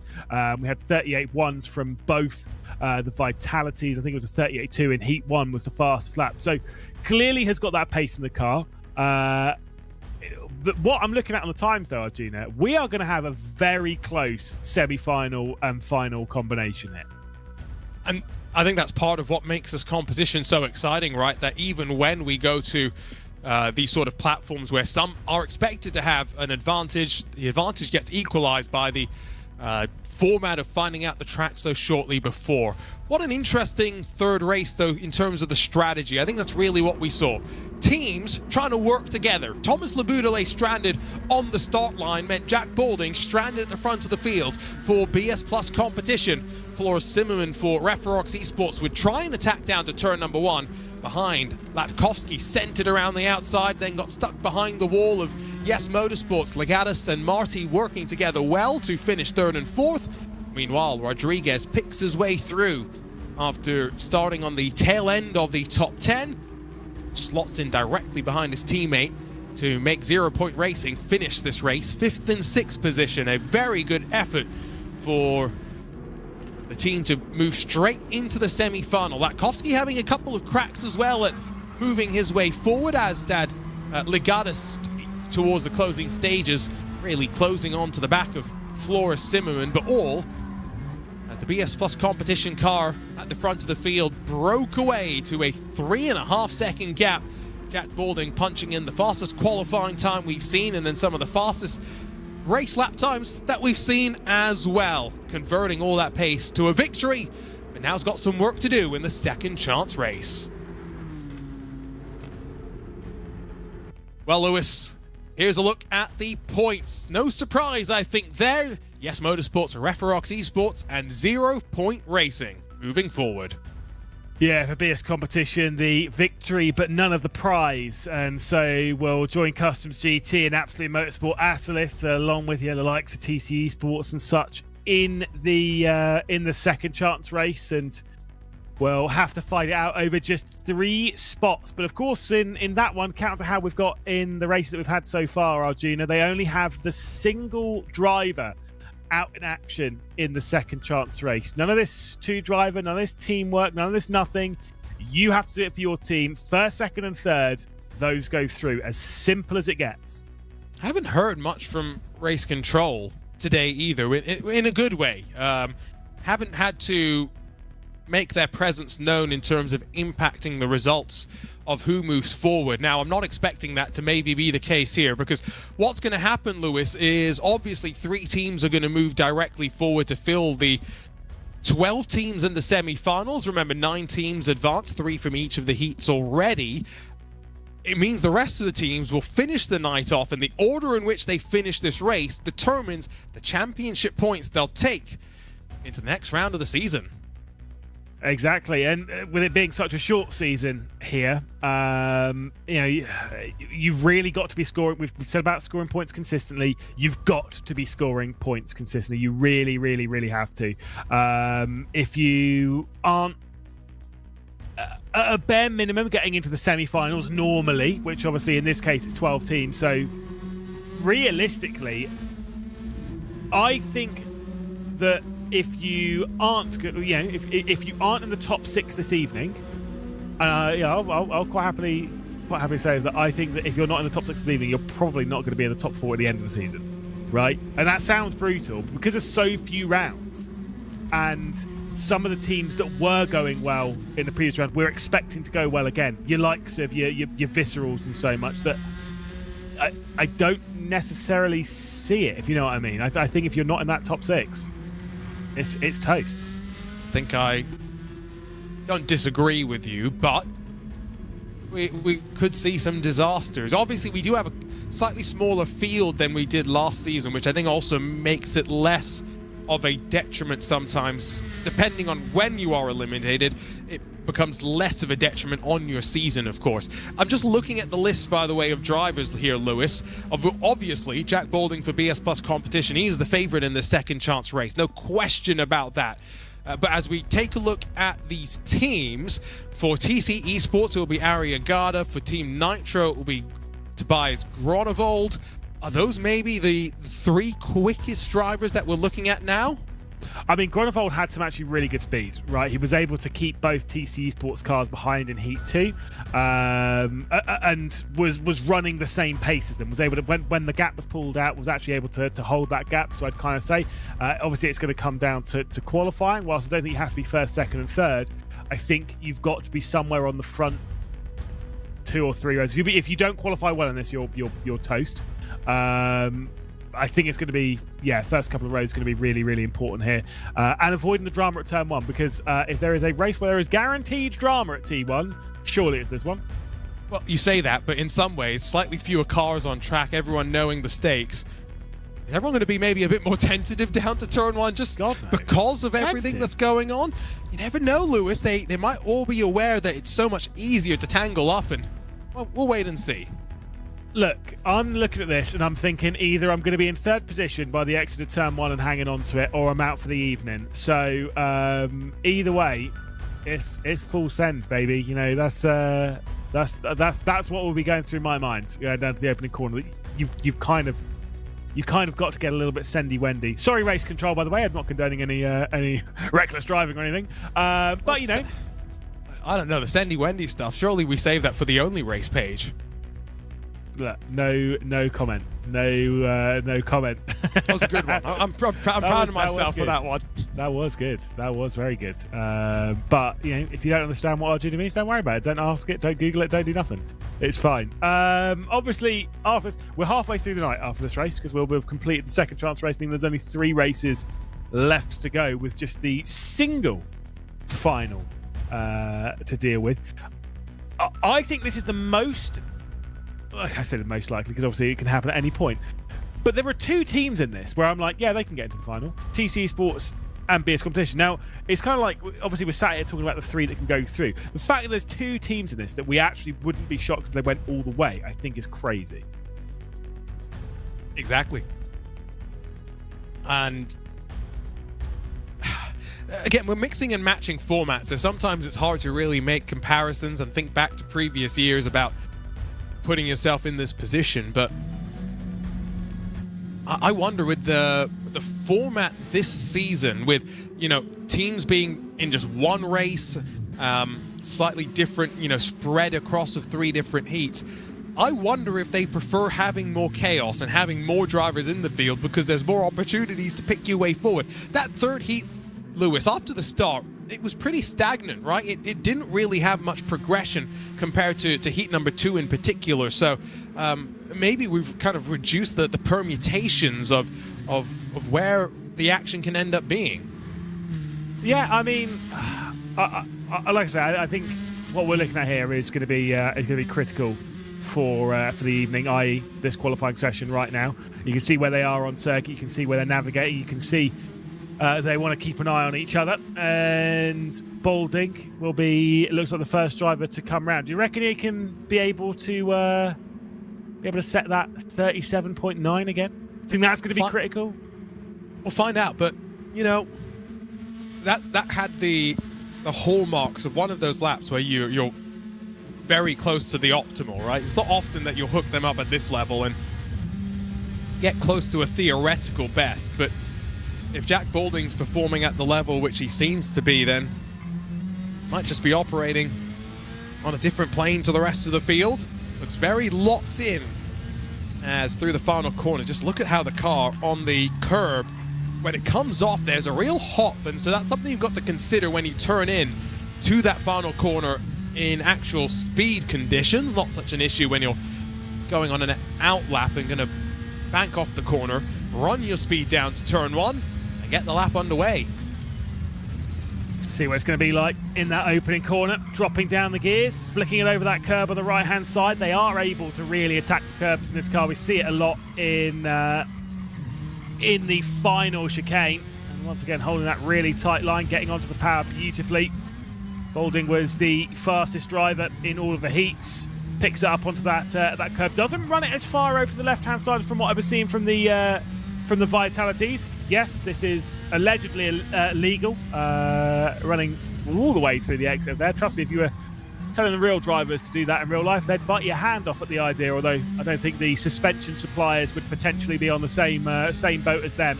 Onto the brakes, into the left-hand before we head out onto the back stretch. Again, looks very smooth. Every apex perfectly hit. No understeer, no oversteer, just perfect driving at the moment from Jack Boulding. Tell you what, Lewis, suspension suppliers could make an absolute wallet load off of sim racers, right? If they just let them do all the things and then charge them like they would in the real world. Oh, just watch here, the onboard. I mean, bang.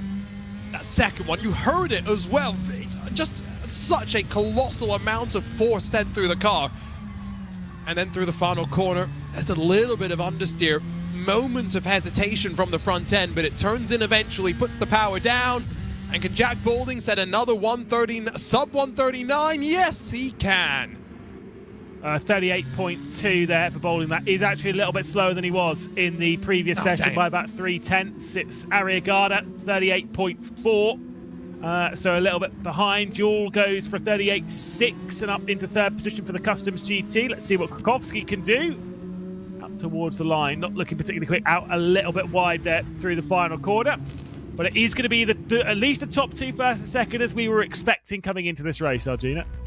Yeah, I'd written it down wrong, so I thought he'd gone even quicker. And I was like, where was the 7/10 or something in that lap? But yeah, still very good.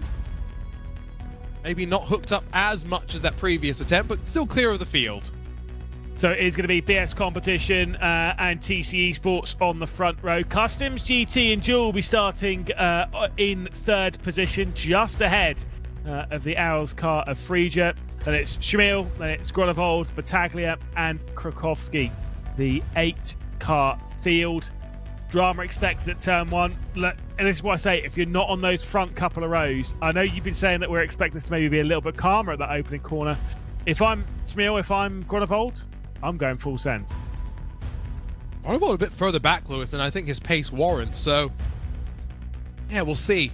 Can't afford to get stuck too far back at the end of the day. I think the third position is the one that's going to be the most in question. First and second maybe will cycle away to the front of the field. It's Jack Boulding from pole position. It's Arriagada alongside. Just 3 teams progressed through from the second chance into the semi-finals. What's the start going to be like for those top 2? We've been expecting them to have flown through in the heats, but they found their way into this point of the competition. We are underway here for the second chance race. Obviously a good start from Boulding. It's not so good from Jewel, though, on the second row of the grid for Customs GT. Owls are straight down the inside for Frieger. Arriagada's not going for a move down to the opening corner, but still taps the rear end of the BS Competition car. Boulding's going to go out wide. He's going to have to retain the lead here, but that was a bit aggressive into the opening corner from Arriagada. Boulding will hang on to the race lead, but there could be a switch here for second. Remember Jewel for Customs GT? That was a team that had a chance, but just never really had an opportunity in Heat 3 to make moves. And so now, in a transfer spot, got to be careful, because the last thing you want to do, go for second and now lose third. As they run down to the shortcut, be careful, because here comes that bright blue to the outside. Single file for the top 3 eventually. Arriagada being able to hold on to second. I mean, look, that was so aggressive in the opening corner. I think Arriagada maybe just missed his braking point, something of that ilk. But, I mean, a potentially costly mistake that I think has realistically gotten away with it. Wonder what Coque Lopez was like behind the scenes. Of course, the teammate of Arriagada, watching that happen in the opening corner, probably through his fingers, as we can see some of the teammates watching on and driving there on the controller. I mean, with a wheel in front of you, odd to see you driving with a controller, even though with a wheel in front of you. But obviously, not all wheels are as compatible with the platform as and with a PlayStation as always. So, as close to your normal driving position as normal, I guess. Well, I know some of our competitors last year actually rented PlayStations and just ran on a controller instead of, doing anything else. So sometimes you make good with what you've got, and there's no question that controllers can be as quick as wheels. Just requires a bit more dexterity on the fingers to manipulate the inputs and understand how to work the physics. A tag as Chamil for Thomas Eng Sim Racing lunges around the outside down at turn number 1. Hasn't quite worked out in his fight with Yal's number 11, slithering and sliding as he tries to put that power down. The problem is these two are costing themselves time and allowing the front 3 to break away. And I said the third and final position might be in question, Lewis. These two are making sure it's not. Yeah, I mean, look, they're literally throwing it into the hands of Customs GT for TC Esports and for BS Competition as being those 3 cars to transfer here. We've always said this before. We've said this in all of the competition that we've had before here in the VCO ERL. You have to understand what you're fighting for, when you're fighting, and how hard to fight for it. And that seemed a little bit short-sighted to be battling that hard for those positions, allowing the top 3 to run away. There's been a slowdown for Tobias Gronewold, who will come straight in to serve that one, and he'll drop back behind Battaglia. Lewis, and now, he might be able to salvage a couple of points here, but Team Nitro, one of the final 4 in last year's, or in the, I should say, last season of the Esports Racing League. Yeah. They were 11th in the first round of the championship. They are going to be outside of the top 10 heading into the back half of the season. I don't want to be the bearer of bad news, but it's at the point now for Team Nitro where it's almost completely out of their hands. Even if they are victorious on iRacing, even if they are victorious on RaceRoom, 2 things which we wouldn't necessarily classify as the most likely things to happen. Yes, them getting right the way up there, fair enough. But winning both of those competitions, even that would not be a guarantee to be one of the top 4 teams. That is, through the opening couple of rounds that's been the struggle, they have effectively said to everyone else, it now requires your mistake for us to move through, and I don't see those mistakes really coming over the next couple of rounds to allow them to gain that much progress. So I think for Team Nitro, like you say, one of our finalists last season, I don't think they are going to be moving through into the final this time by. I think it's almost a guarantee that they don't win on iRacing, unfortunately, just because of the nature of the platform and the way it works. They're quick drivers, but they're not specialists there. And I think that being in a TCR car actually is more in favor of the iRacing specialists and understanding how to manage the temperature of the front tires. RaceRoom, they could be contenders on, though. I think that's where they'll maybe try and end the season on a high. But again, goes back to the story of R8G and Kawanda last year, right? The bad start to the season. These aren't long seasons, Lewis, in which you get a chance to fight your way back into the top 4, and so I do feel for them. I feel for Tobias Gronewold and the rest of the team. But that is what it is. That is the nature of this competition. It's not a competition where you can make mistakes and have issues left, right, and centre and still work your way through. To progress through into any part of this competition, whether it is from the second chance race here, effectively the final positions that we're seeing sorted, and moving through into the semi-finals, you've still got to be one of the best to do it. And I think one of the more unfortunate things here for the likes of Tobias Gronewold, who, Team Nitro might have been sat there thinking, oh, we'll probably be in the second chance race, right? But they probably wouldn't have been sat there thinking, oh yeah, we'll be in the second chance race with the driver who set the fastest lap so far today, with TC Esports who qualified, locked out the second row of the grid in their respective heat. They would be sat there thinking, yeah, these are the teams we'd be expecting to be in this part of the competition with. But that's the nature of this style of knockout competition. You just get thrown into any part of this competition with the very best. And jumping between platforms, you need to be adaptable.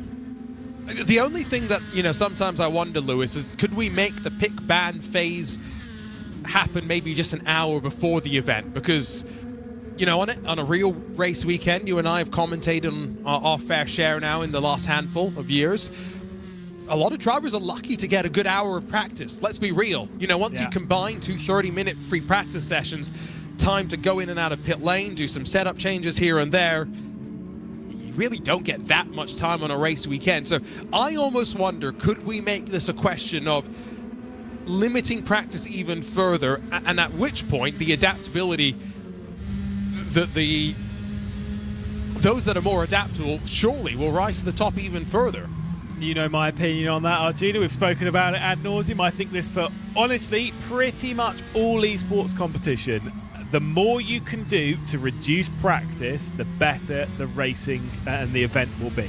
And some drivers won't like to hear that, but you all kind of know it's true. The less practice you have, the more mistakes you get. You've obviously commentated on, as well, on sort of the highest level of esports, where they put in hundreds and hundreds and hundreds and hundreds and hundreds of laps into it, and they go into the race and they do not make a mistake, and sometimes it's single file and boring because no one does anything, because they're all doing exactly the same thing. There is no opportunity for them to do so. Not naming names on series, but I think, Arjuna, you know what I'm talking about. Here, obviously, we've reduced the practice down to effectively just the day. And yes, they can practice beforehand because they've got the list of circuits. But then there is the pick ban phase where the top 5 teams will ban the track they don't want to race at and pick the track they do want to race at. And then whichever track has the most votes will be the one we race at. Bingo. That's why we're racing here. I think you're absolutely right. That can be done genuinely an hour beforehand. This is not a hit, by the way, at anyone at VCO. Florian works so hard, and obviously this I actually really rate this pick ban phase of these broadcasts. But I would love to see it just that hour before, so then practice really matters. And again, I think this is the next evolution, right? So the previous format was that we do the public vote, and in that format, maybe it made sense to do the one day, right? Because everyone already was going to see the trend on social media of which way it was going to go. If you were maybe at work in the 2 hours before the vote ended, you might have an advantage. So there was maybe some ways that particular format warranted this 1 day period. Maybe this new pick ban format, which Florian has, taken inspiration from other esports, which, like I said, like you said, I really think it's so interesting and a cool idea. Maybe that's the next evolution. Maybe in the next season we'll have the track only announced the hour before. So much to continue tinkering away on. I think that's what's so exciting about the Esports Racing League, as we continue to add new platforms. We was so cool adding Gran Turismo for the first time last year, and now we're back with the great team at IGTL, and so far I've been loving the action we've seen today. I think we're going to be getting some more great action. We are going to be seeing that action with this driver here, with Jack Balding, fastest driver of the day so far, into the second chance race after a technical issue, a very rare bug for Le Boutelet. But for BS competition, it is going to be progression for them. TC Esports will join. Customs GT, we're feeling a little bit of pressure from Owls, but it will be Customs GT as well. Jack Balding through the final corner to win and dominate the second chance race and drag his way through into the semi-finals for BS competition. Spectacular stuff. Although he knows job's not done, so nary a reaction. Semi-finals to come shortly. Obviously, in the semi-finals, we'll be split across 2 semi-finals. So we'll see the 12 teams separate 6 apiece. Top 2 from each of those will be progressing their way through. And like I say, for those top 2 teams there in the second chance race, no joke, they could be 2 teams we'll see as part of the quartet that will make up the final. They are definitely fast enough. Yeah, I think now we really get into the business end of things, right, Lewis? There's no question about that.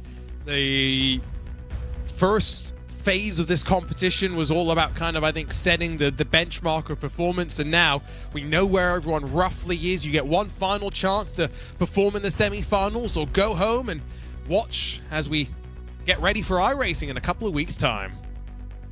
Which will be a lot of fun, but of course the fun is still to come this evening. Jack Balding will take victory here in the second chance race, 2.5 seconds clear of Arriagada. Jewel will round out the top 3, and the 3 cars and teams that will progress their way through into the semi-finals for BS competition, for TC Esports, and for Customs GT. Owls, they'll miss out by less than a second, with Frieja finishing in 4th position. Bell will finish in 5th, with Battaglia, Gronevold and Krakowski rounding out the run of the father-son duo in the Absolute Motorsport Asalith team. Once again, very quick lap time there for Jack Boulding, a 1:38.117. That still would have been, by the way, the fastest lap time in the race this evening. It is still faster than what Vitality were running in their 1-2 back in the heats. It's not bad, was it? The pace that he's shown us today. Now just needs to hope his teammate avoids the repeat of the technical gremlins that kept him from performing in his respective heat race. 2 semi-finals, 6 teams apiece though, Lewis, with the top 2 advancing directly into the finals.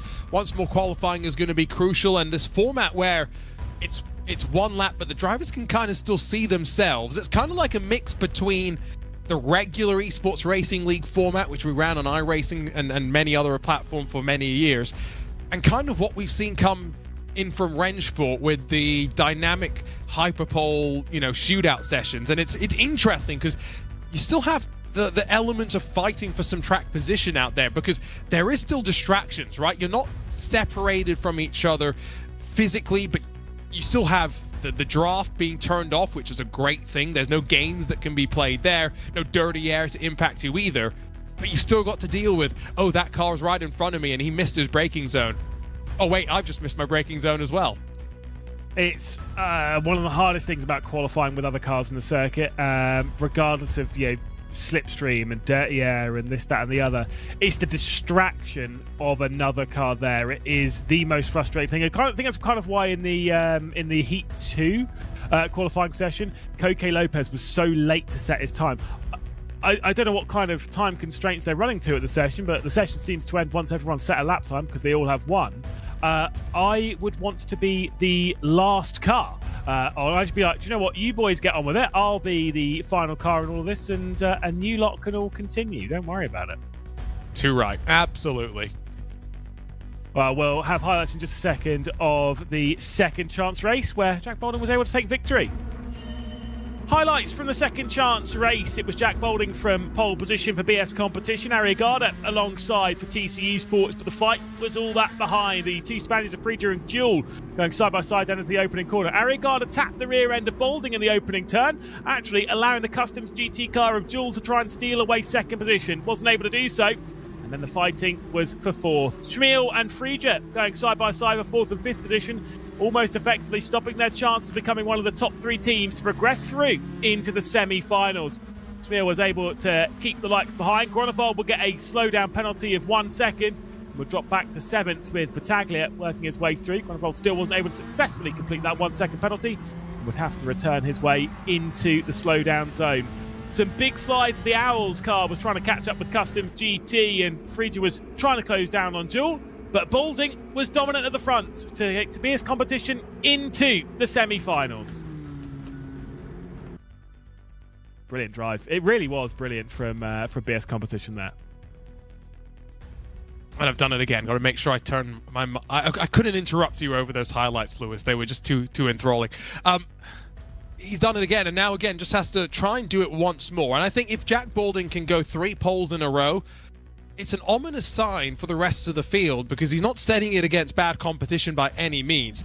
He's got a quick teammate, and as much as Vitality dominated their respective heat, Lewis, BS Competition could have done the same. They just never had the chance to show us that. Could those be 2 of the favorites in the finals tonight? I'd put forward to you that they could be the strongest in terms of lineups at the very least.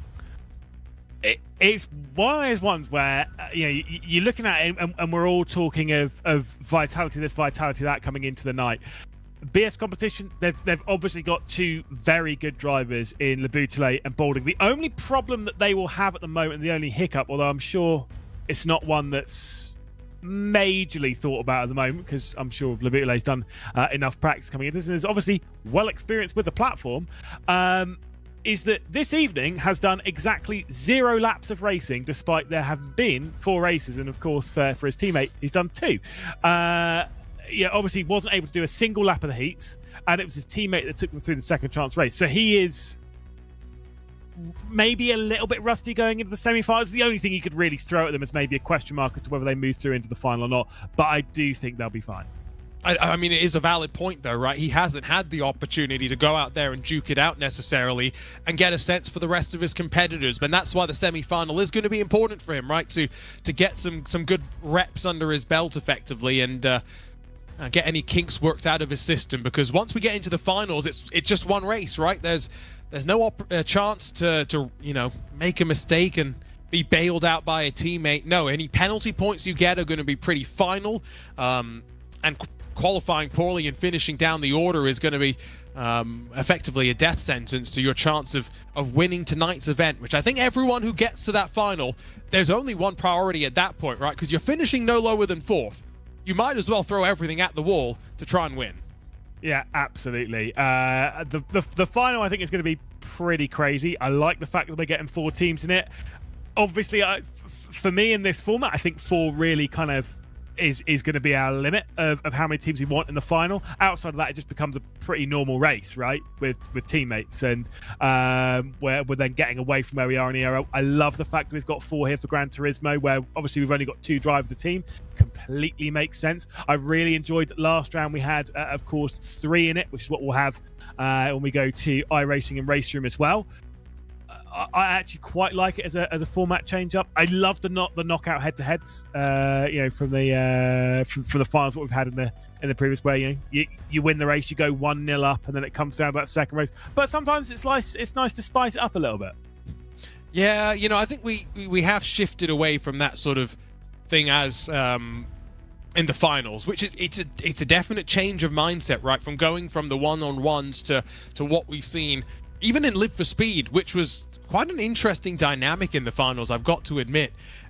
It does make me also wonder, do we maybe save the one-on-one format only for Final 4, Esports Racing League, and the final round of the competition? The best 2 teams in the world, across of all the platforms, do we save the one-on-one just for that? Maybe that's the future of our format. But again, it goes back to what we were saying before, right? The fact that this is a format that will continue to tinker, will continue to evolve on, and will only continue to improve with. That's for sure, Lewis, as we get set for semi-final action. Look, it's a good thing with a format like this. It's not like, you know, you're tuning into your real-world competition where the format kind of stays relatively stagnant, right? It doesn't change. It's always the same. You know, you turn it on Sunday, you know the race is going to be around about 90 minutes. They're going to race around, they're going to do a pit stop here, and it's all blah, blah, blah, blah. It's all the same thing pretty much every week, it's just different track, right? This is something that we can change season on season, not even just year on year, and effectively for this, it changes event on event as well. And I rate it. I like that sometimes we have to think outside the box a little bit. But either way, here we are in qualifying for the first of our semi-finals. And looking at the teams in this, I think this might be slightly easier than the other. Although I will say the 2 teams that I'm expecting to go through from this, I'm going to say it's 92 and TC. Well, 92 I think is definitely my favorites, especially with how Heat 1 went. Everyone else in this heat, though, has shown some decent speed. You know, Samantha Tan Racing maybe not the quickest outright, but they were consistent at least to stay out of trouble and finish, what was it, 4th and 5th, and well out of the way of those that had issues, which included the pair of TC drivers. So they'll be hoping to avoid the turn 1 drama, but I think you're right. They're likely to be amongst the favorite. Rosenberger is really the question mark for Visceral, because we saw Sammy Joe Abinakul able to fight amongst the contenders at the front. On the other hand, his teammate started inside of the top 5, but was fighting at the tail end of heat number 1. So a couple of the storylines of our teams as Magatis winds his way through the Mercedes-Benz arena. Very nicely done so far as well to keep that car smooth, not lighting up the rear end. Steps off the track, but allowed to do so by our team at Race Control. Yes, Motorsport's Nissan dives down through the shortcut. I do like the little loop there, the inner loop, as they fire it through back onto the rear end of the Grand Prix stretch through this left and right hander onto that back straight, where obviously there's that chicane. Typically is a good overtaking opportunity. I will say today we've seen exactly 0 solid moves into it. It's T1 that's really playing its part this afternoon, hitting a the curb at Ad Van Bogen, not normally where we see cars clobber that curb, but these ones, onto the brakes, dropping the gears, slam again. Absolutely railed through those curbs. And somewhere our suspension consultant grinning and seeing the dollar signs as they light up in his eyes. Out of the final corner, there's lots of cloud cover, but our conditions relatively constant. So, only one driver sub 138, but Legadas punches in a good benchmark. Rest of the field to the line. Marty a couple of tenths off. His teammate, Rosenberger, is slightly slower as well. Where's the fast contenders? Koke Lopez, 38.391. That drops him into second. Kowski, 38.6 means fifth on the board for him. The Samantha Tan Racing pair trending towards the tail end of the field. Yeah, not looking so good for them. We're not getting that front row lockout like we've had before. Visceral are up there. There goes the 92. Estevez goes to a 38.0, second fastest lap of the day for 92. What's Moreno going to do? It'll be the last one. His left hand off the wheel. I don't know if that was good or bad, but there was a reaction. There's no doubt about that. Can it be a 1-2 for 92 Esports? The winners in heat number 1. A smile building on the face as he crosses the line, and he's half a tenth of a second off his teammate, but it's a 1-2 for 92 Esports. Instantly stands up, straight. It's like, right, that's like that bike. Like, oh, it's straight up and out. Clearly busting for the loo. But I've got to say, 92 Esports are looking really, really strong. San Moreno and Mateo Estevez once again flying the flag for 92 Esports. That's a very impressive effort. Strong field in this first semi-final of the night, but the team founded back in 2020, continuing to show their marks. Behind them, Legadas and Marty, 3rd and 6th. Split the TC Esports duo in between them. So keep an eye out for that fight. That could be the fight for the second team to move forward, while Visceral, Joe Abinakal and Rosenberger slot into 7th and 8th positions, while Latkovsky, Rodriguez 9th and 10th for 0 Point Racing, and Samantha Tan, Moretto and Cross 10th and 12th. Some work to do from the tail end of the grid as we get set for the first of our semi-finals. Maybe the second of our semi-finals might have some of the stronger contenders in terms of the overall competition, but I think they are pretty closely matched, Lewis, in terms of overall speed.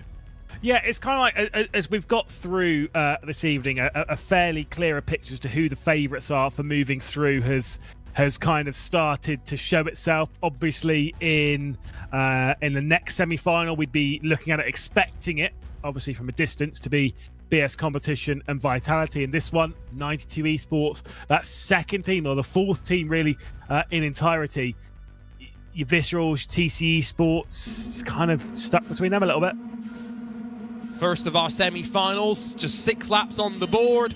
2 teams to move forward, 4 to go home. Our front row, a relatively sluggish start from our pole sitter Mateo Estevez. His teammate Moreno is going to be alongside as we jump onto the brakes down the hill. Behind them, defensive from one of the TC Esports car. That was Arriagada, bullies his way in front of Legadas, who's dropped his way down to 9th position after starting in 3rd. That was a physical run down out of turn 1 and now up through the Mercedes-Benz arena. Contact's not quite done as well. More of that argy-bargy. TC Esports up to 3rd and 4th position. They've slotted in front of Marty as well. Latkovsky jumps up to 7th. Nakel goes off the road. Yeah, Sammy Joe, Abby Nakel goes for that big half spin. Picks up a lot of smoke, so clearly something's not going right with his S15, but there was a lot of contact for Yes Motorsports. It's very much a no race for them, dropping right the way down after qualifying so well. Like you said, Legadas down to 8th position. At the moment, it will be 92 in TC moving through into the final, and Koke Lopez will be just trying to keep the likes behind. But look at this, Marty's having to come down for the slowdown, picks up that half-second slowdown, and now it's going to be Latkovsky coming through. They're all fighting over 5th position, allowing the top 4 to check away into the distance. It could be done before we've even completed a lap. and no incentive for those front four to fight. If you're the team manager, you're on the radio saying, we move forward if it stays like it is. Slip and slide. Marty holds on to 7th with his teammate now directly behind him, getting pushed effectively into the braking zone of the final corner by Rodriguez. There was an apex there, and Legatus managed to miss it by about an Arjuna's width, but 1 lap complete. Estevez Moreno for 92 Esports, Arriagada and Lopez for TC Esports in control here in semi-final 1. They really, really are, and again, it's kind of throwing the gauntlet down and showing to the teams that will be showing up in semi-final 2, this is what you've got to do to beat us this evening. And it's been a very impressive performance in the heats, showing to be a very impressive performance here in the semi-finals. TC Esports avoiding the issues that caught them out in the heats. A good drive from Arriagada, of course, in the second chance race to allow them to finish in second and progress their way through. Now they're running 3rd and 4th.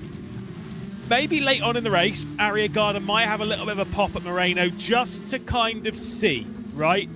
I say Moreno. I'm going to say Estevez now because those two have switched round for 92. There might be a bit of a look, but that'll be as far as it gets. Goodness me, what a slide.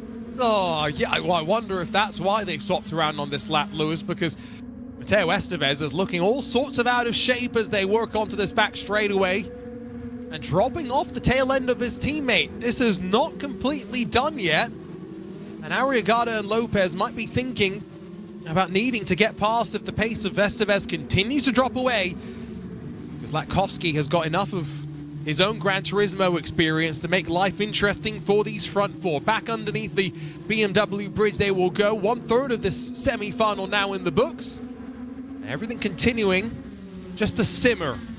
We're in the middle part of this race. By no means have we completely settled who moves forward into the finals. And that means for those outside of the top 2, not just thinking about moving forward, but Lewis, those crucial championship points that they'll be earning if they are eliminated at this stage at the checkered flag. Yeah, again, if you are going to be one of those teams knocked out at this point, and we were saying before in the heats, it's 50% from that. Obviously, in this, your chance of being knocked out is, well, it's certainly more likely, 66%. To get knocked out in this one. It is far more likely, and certainly with the position of the top 4, I mean, you say for everyone behind, it's 100%, really. You want to be the highest placed of that. That is where the points come from. That is where you're going to be looking at in the championship once we've merged the semi-final results and seen who scored the most in totality across them.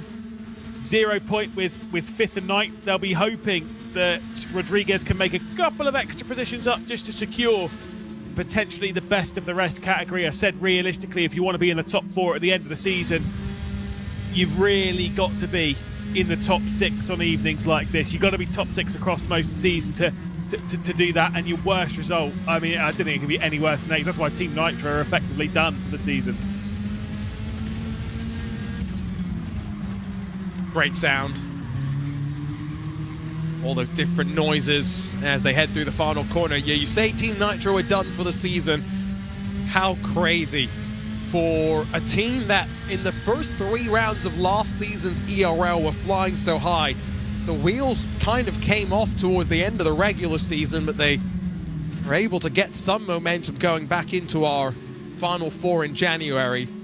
It's just continued, unfortunately, to trend in the wrong direction. Good fight here between Marty and Rodriguez, the 2 Spaniards tucked in behind Legatus as they once more through the Mercedes-Benz Arena work. All this, unfortunately, is just for those valuable championship points. And 0 Point Racing, 12th on Live for Speed. This is very much around they would have circled on the calendar, Lewis, to try and get some good points on the board. I mean, yeah, but then it's kind of one of those ones where all the teams will have circled one of the simulators. 0 Point will be, as I mentioned time and time again, they'll be circling, RaceRoom, and in seasons past, I'm sure Redline and Coanda have highlighted certain other platforms where they're expected to go well, and then you almost put all your eggs in that basket, and you think, well, it's fine because as long as we do well on that platform, we'll be doing all right. And then suddenly, the platform that you almost you put to the back of your mind because you thought it didn't matter that much because you're focused on your one platform. Suddenly that doesn't go so well, and then, you know, it's all kind of thrown up. You've got to treat every platform as seriously as each other and as much of a chance as each other within relative terms. Race leader, 1 second penalty. No, that's going to matter. Moreno will be able to serve that one pretty easily, probably without even dropping a position. I wonder if he's going to get out of his rig to serve this penalty. Yeah, right. The speedy run. Honestly, I don't think I'm sat currently in a chair, Arjuna. I don't think I could get out of this as fast as he got out of that sim rig between qualifying and the race. It's almost as though... No comment. It's almost as though he was practicing that, just like drivers practice driver changes. There's no reason to practice getting out of your sim rig so quickly. Yeah, well, I mean, I've got some stories about people in endurance races trying to sprint for a quick loo break time and time again, but that's not a story for the here and now. I will make a podcast one day and release all these stories onto the internet. Don't worry. Just because you mentioned it, I do have to say, if anyone's listening, for that particular reason, in sim racing, we should always do fuel and tires separately, because in endurance races, it will give people more time to go to the bathroom. Now, message from our team at IGTL from Floren. That 1 second penalty could be enough to lose the lead, and Moreno's lost lots of momentum on the climb up to the chicane. And Estevez sweeps through and retakes the lead. 1 lap left to go. Oh, the teammate's going to have a fight like Kovsky and Legatus are about to.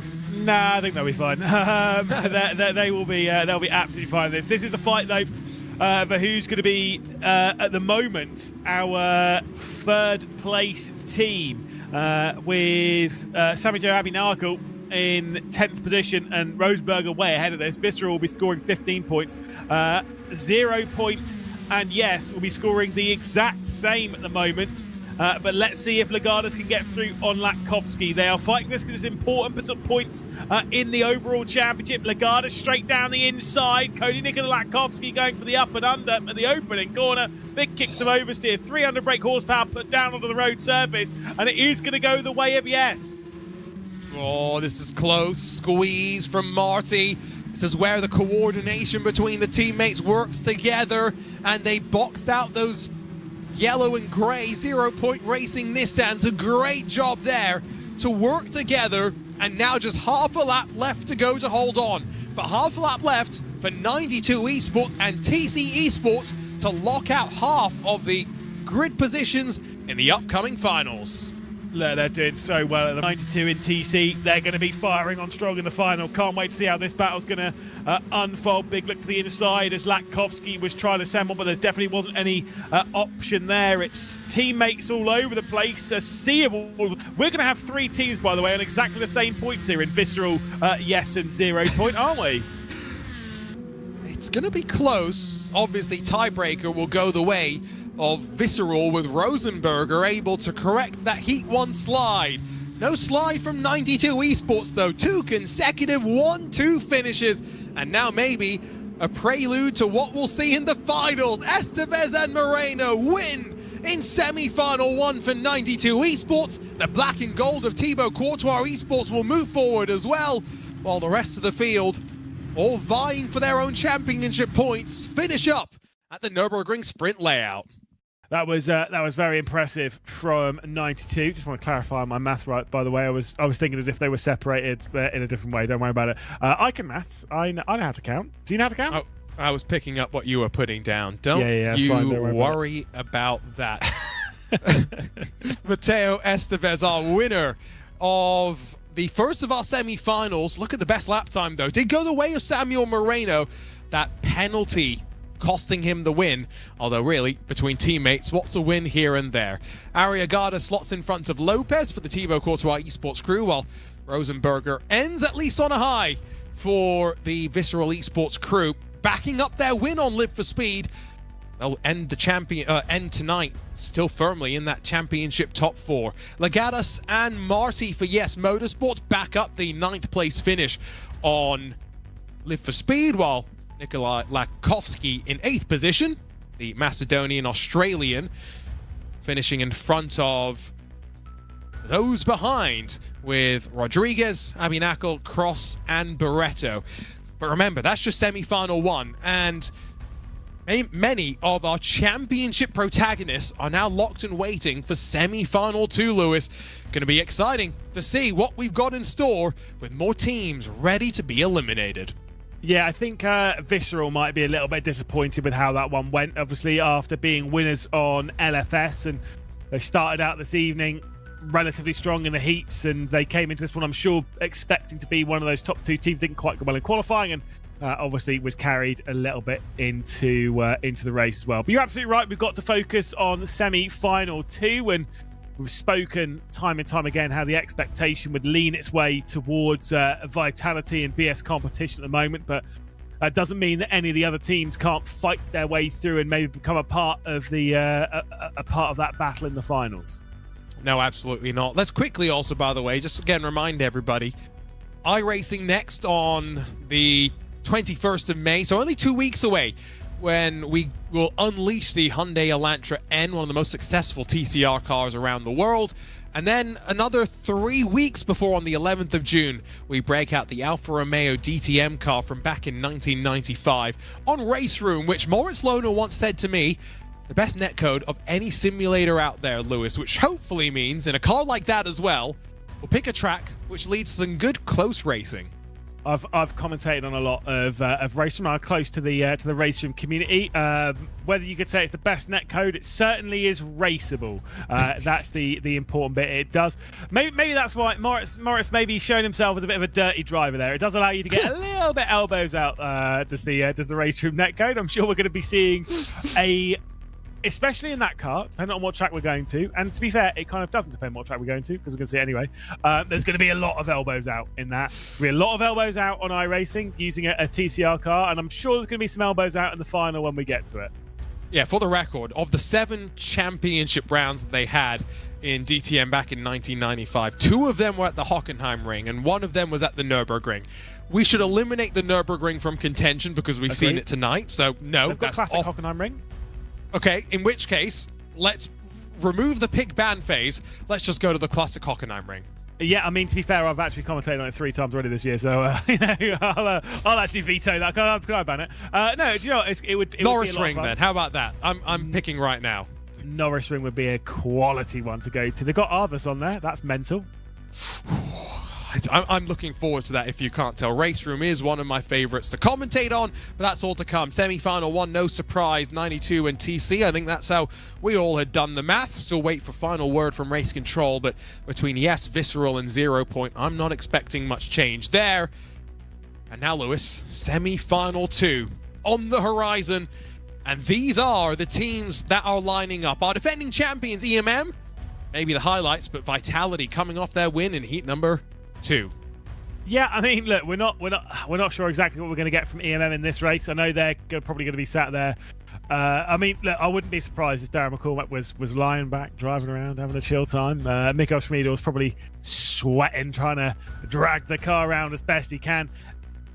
They're realistic, the pair of them. They've both been sim racing a long time. They're probably not expected to get through into the final, but they want to score well. That's the important bit. For all those behind you, realistically, this is one of the teams we're expected to go through. It's this and Vitality, but we're all talking about them. They know they're the favourites. It can still go wrong for anyone at any moment in qualifying, in the opening corner, at any point during this. It can still go sideways. Here we go for qualifying. Thomas Laboudalé back in action, Lewis, which is great after his issue at the start of his heat. And after Jack Balding's blistering performance, now Thomas Laboudalé dusting the rust off. Just got to find the feet around the circuit again. We know Laboudalé's fast enough. We know BS Competition are fast enough, and the 96 heads into the exit of the Mercedes Arena section, looking pretty clean. Bit of a slide there between the apexes, leaving the arena section. Laboudalé is just navigating. I think we need a clean lap. The times we're looking for, low 38s, high 37s would be a very solid number. Balding is the only one to get below the 98-second barrier. and get into the 1 minute 37s, but we'll see if anyone else might be able to do it in the session. I think it's going to be required in the final. Those yellow gloves must blend into that green screen. I've no doubt about that. Fast He's hands, ready for maybe. washing up. Ah, he's just getting ready. Let's see what he can do through the chicane, which is relatively lenient from what we've seen in track limits. You can be quite aggressive. I mean, your four wheels on both sides of the white line there as you turn it left and then right. Straddle that curb on the left once more. Bounce off and then turn that car in. He gets to the apex nicely as well, does the Frenchman. That's a tidy lap, all things considered. What's the clock going to say? Cross line, we'll just see what it's going to appear. 38.1 solid lap time from Le Boutelet. What does De Bruyne do behind? Only a 38.4 for the Vitality man.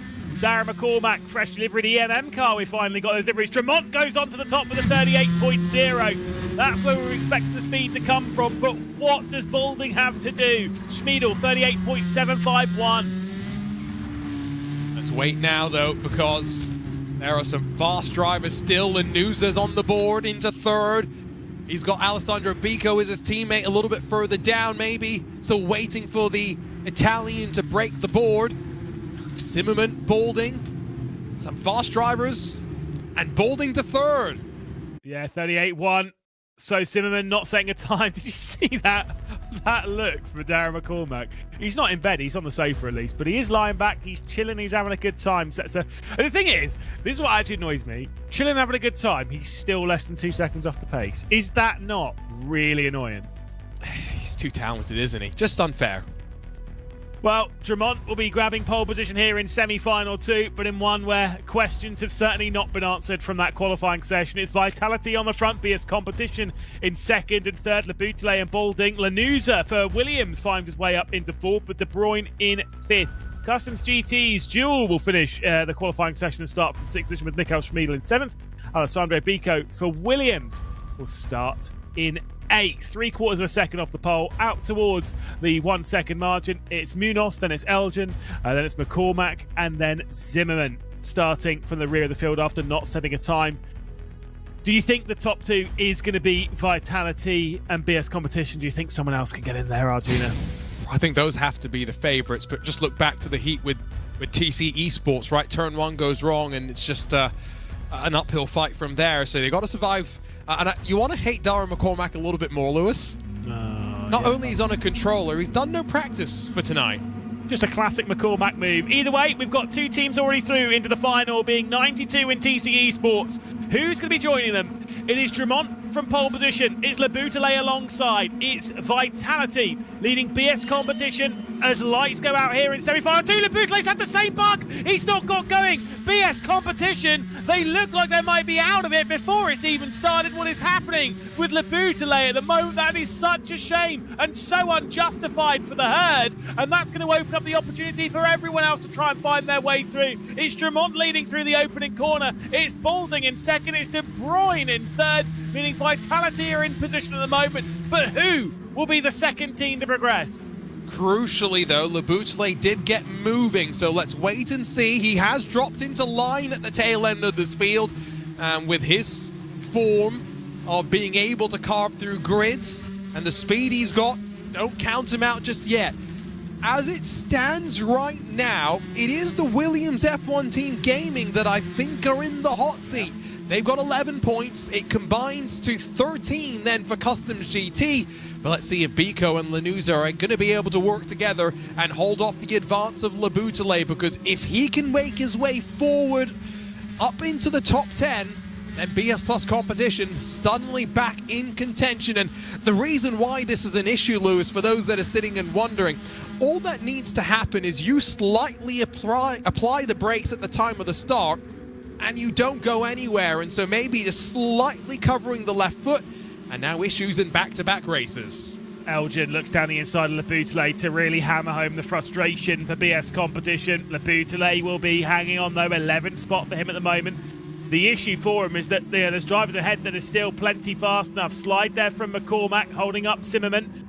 Le Boutelet will try and work his way through. They've still got the chance. They've still got the pace. Munoz is on the rear end of Alessandro Bico as well, so it's not all set and sorted for the Williams team as the loser goes down the inside of De Bruyne, very aggressive at the opening corner, understanding the pressure coming from behind, and pushes De Bruyne out of the way.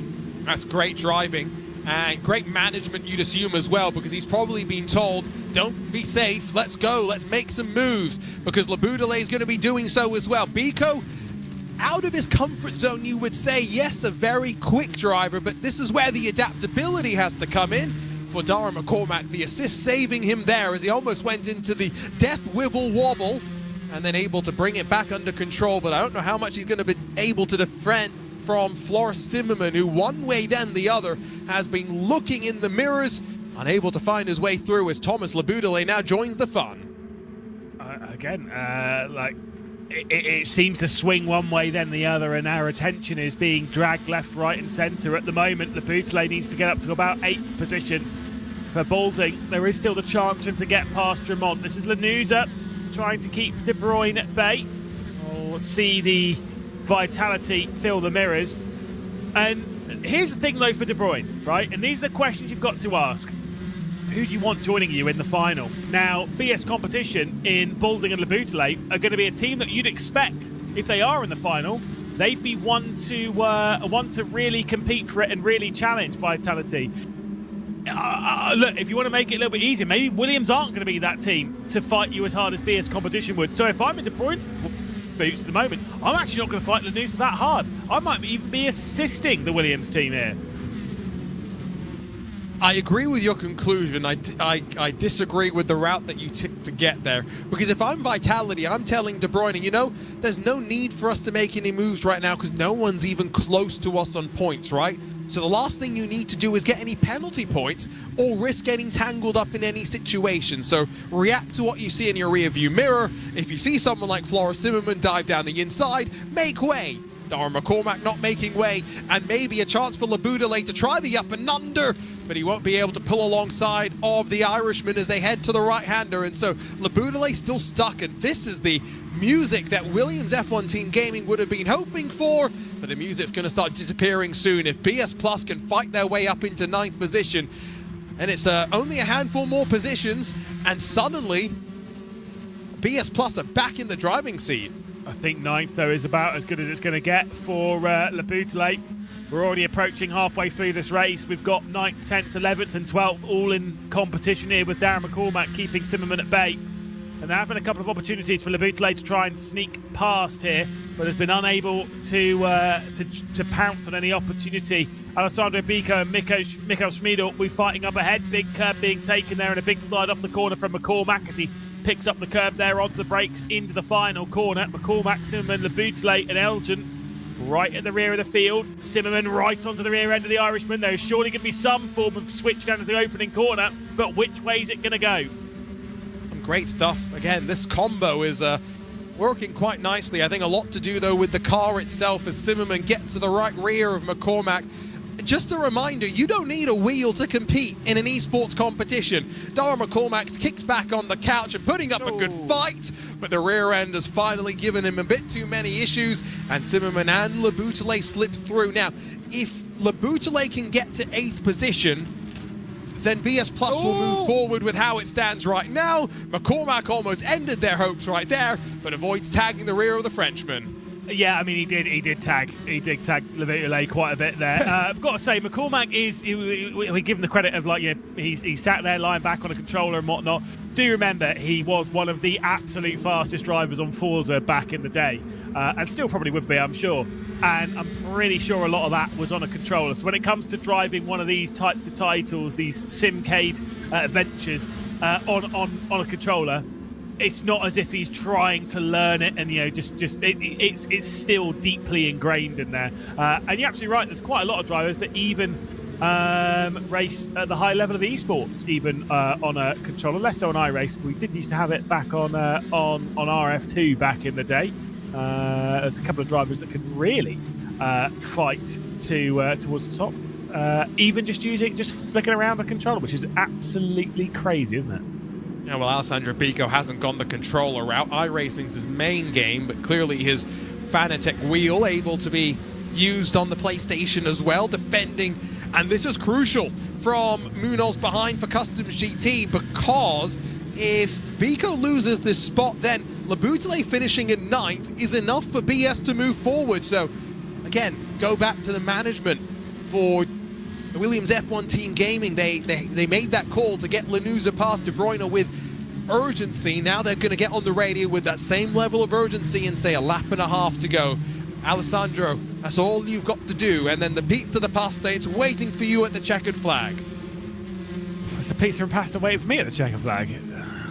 I'm hungry if you can't tell. Oh yeah, no, I'm vibing with that. I think there's going to be a sprint out of my commentary seat after this, and a race to my car to the nearest fast food establishment. I'm sure not too long after the finals been dealt with. I jest, of course. It's currently nearly 8:30 at night. I'll be going to bed. I don't know. I was going to say 8:30. It sounds like the fast food time, if anything. You know, I'm going to have to now decide between I've got a pizza oven and making a homemade pizza, or they've made this wonderful. It's like a combination of a calzone and a pizza where they put ricotta cheese into like these corners, and there's like a star shape, and it's like a pizza in the middle, but then a calzone on the outside. And oh goodness, I've caused a problem. Starving. I've caused a problem for myself, haven't I? Oh my goodness, that's like me entering the back nine of a golf course thinking, right, what are we having for food after this? Karen Rogers like, you thinking about food already? That is me to you right now. At the front of the field, though, it's Drummond leading from Balding, Lanuza and De Bruyne, and I'm sure absolutely none of these are thinking about what they're going to be scranning on later, just thinking about getting into the final, thinking about trying to win this whole competition tonight. What a wiggle there from De Bruyne for a second. What a final we are in for, by the way. BS Plus competition are hoping Labutele can get through on Zimmerman, but if it is BS Plus that move forward, we have 4 high-level Gran Turismo World Series lineups ready to battle Lewis in the final race of the night, and it's coming down to this final lap, and maybe coming down to what race control has had to say about some of the moves. Yeah, I mean, look, race control haven't stepped in too much this evening. I think they may well step in a little bit, certainly maybe more so in the final, seeing what happens down to the opening corner, but right now, everything's been all good. Such disappointment, though, for BS competition, for Balding and Labutele. They'll be both sat there thinking what could have been, because it does look like at the moment they are not going to be progressing through into the final. Drummond's really close, though, with Balding closing in. He's throwing everything at it at the moment, trying to find his way through into the final for BS competition. There's a look at the final corner. Balding sending it, trying to steal victory away from Kylian Drummond. It's Balding and Drummond side by side up towards the line. Will it be enough for BS competition? I'm not so sure. A drag race between the pair of them. We'll see Drummond coming out on top as Vitality will progress their way through into the final. And unfortunately for BS competition, they will miss out. But what a dramatic finish. Lewis, if the line was 10 meters earlier, that could have changed. The number above the car flipped as they got closer and closer to the line, but Jack Balding gave it everything. It wasn't enough, unfortunately. Huge respect to Balding to have actually sent that one. Had absolutely nothing to lose and everything to gain from trying to do it. Unfortunately, even if he had won the race, it wouldn't have actually been enough.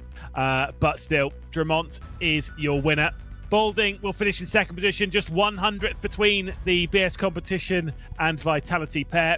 Lanuza for Williams looks like it's going to be them moving through into the final along with Vitality. De Bruyne finishes in 4th. Customs GT dual will finish in 5th position with EMM's Mikael Schmiedel in 6th. Alessandro Biko in 7th with Munoz for Customs GT in 8th spot. Behind all that, the big drama that would see the other BS competition car drop right the way back of Labutele and only finish in 10th position, unfortunately, across the line. Of course, not being able to find his way through into 9th. So it does seem as though we have our 4 finalists set. There would be Williams, it'll be 92. Of course, it'll be TC Esports and Vitality. Well, BS rue those technical issues, though, Lewis, at the end of the season, because, I mean, they in many ways felt like they were guaranteed a spot in finals if it was determined on pace alone. 3rd at the opening round in Live for Speed, if things go wrong in iRacing and RaceRoom and they drop out of the top 4, these could have been some crucial championship points that with their driver lineup, they will have felt they would have at least been warranted to be closer in the fight. Yeah, I mean, look, it is kind of heartbreaking to see, because Lebutele and Boulding have been fast enough all evening, and whatever the stem of the technical issue is for Lebutele there, because it's obviously happened twice, there is a cause to it. Whether it's been the brake pedal maybe spiking a little bit on the start and then causing that brake to be kind of let on the race start, or something else. It's not just incredible bad luck. There is something else there. Regardless, they are going to be in a very painful position. Have to wait and see how our finals end up shaking out, because we do end up having, at the end of the day, Lewis, 4 teams fighting for maximum points, and that's going to be such an interesting dynamic as we get set for our final on-track action of the night. Indeed, one last race to deal with and one last bit of excitement to come, I'm sure, but obviously we've still got a little bit to digest before that. I'm sure we'll take another quick look at both of the exciting semi-finals, because they both were relatively exciting. They both were a little bit calm, especially semi-final 1, but there were some big sends in semi-final 2, and it was very exciting. Nature of the beast, as we've often seen in Esports Racing League competition, when the spots inside of the transfer positions are guaranteed, little incentive to fight. It's why in Rennsport they dabbled with paying out points in some of the earlier stages, right, Lewis, as we built through different parts of the competition. But anyway, that was all in the past.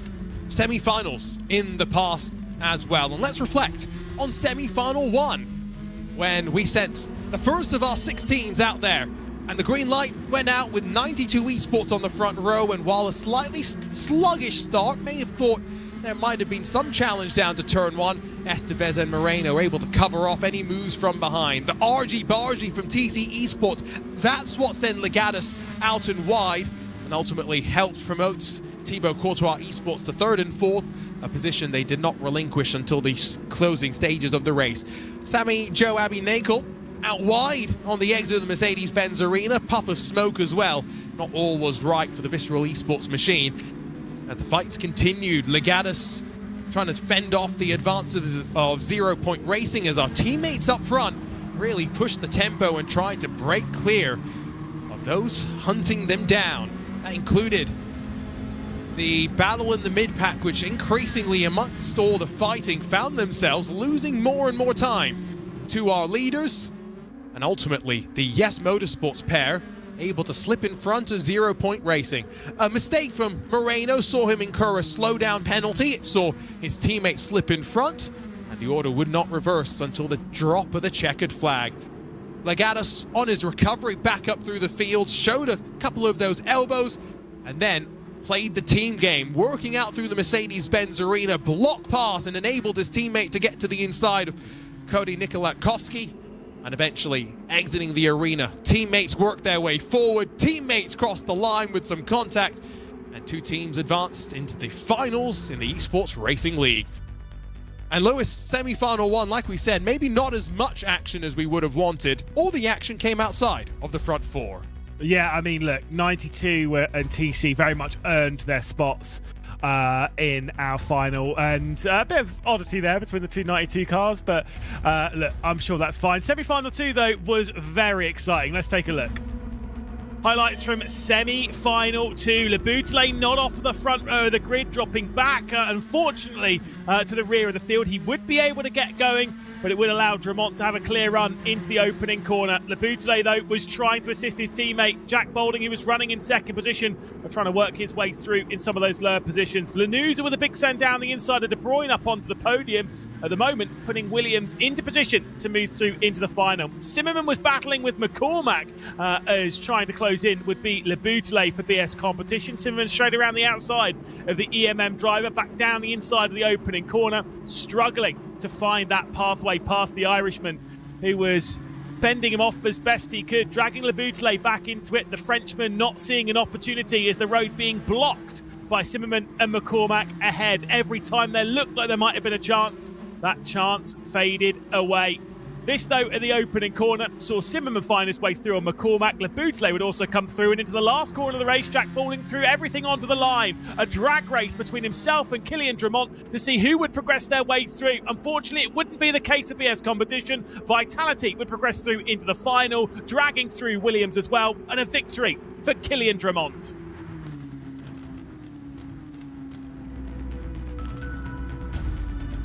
Got to give it up to Jack Balding for at least giving it a go. It wouldn't have been enough at the end of the day, Lewis, as Vitality and Williams F1 Team Gaming make up the final 2 in the final 4.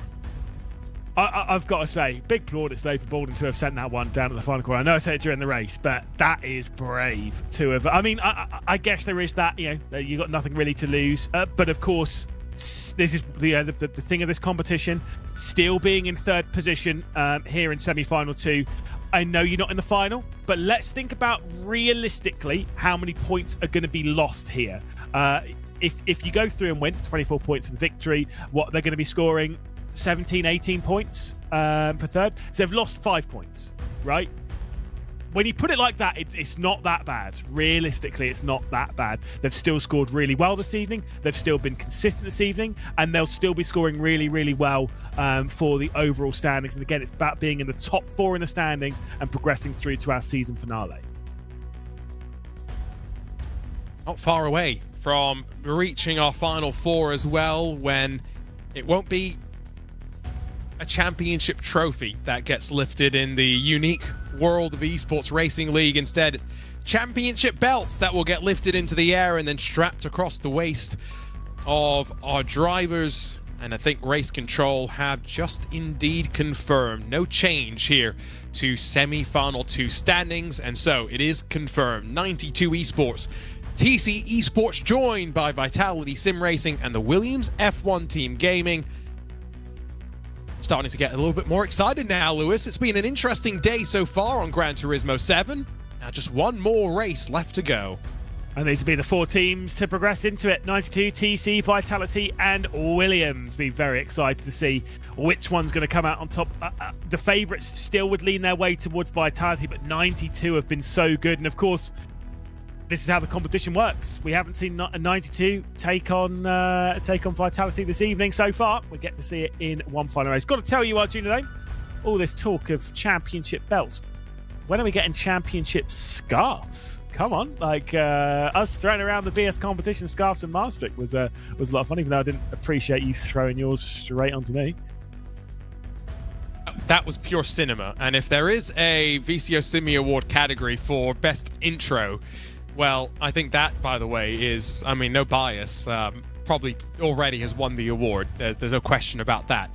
Absolute cinema as we got out of our MG, the British Racing Green MG, sprinted across the parking lot. I mean, I was like Tom Cruise behind the wheel. You were like Tom Cruise while you were running. You know? I did do a lot of running, and for those that were there, I might have done a little bit of falling, which thankfully was in the evening after all of the running. And let me tell you, it did hurt.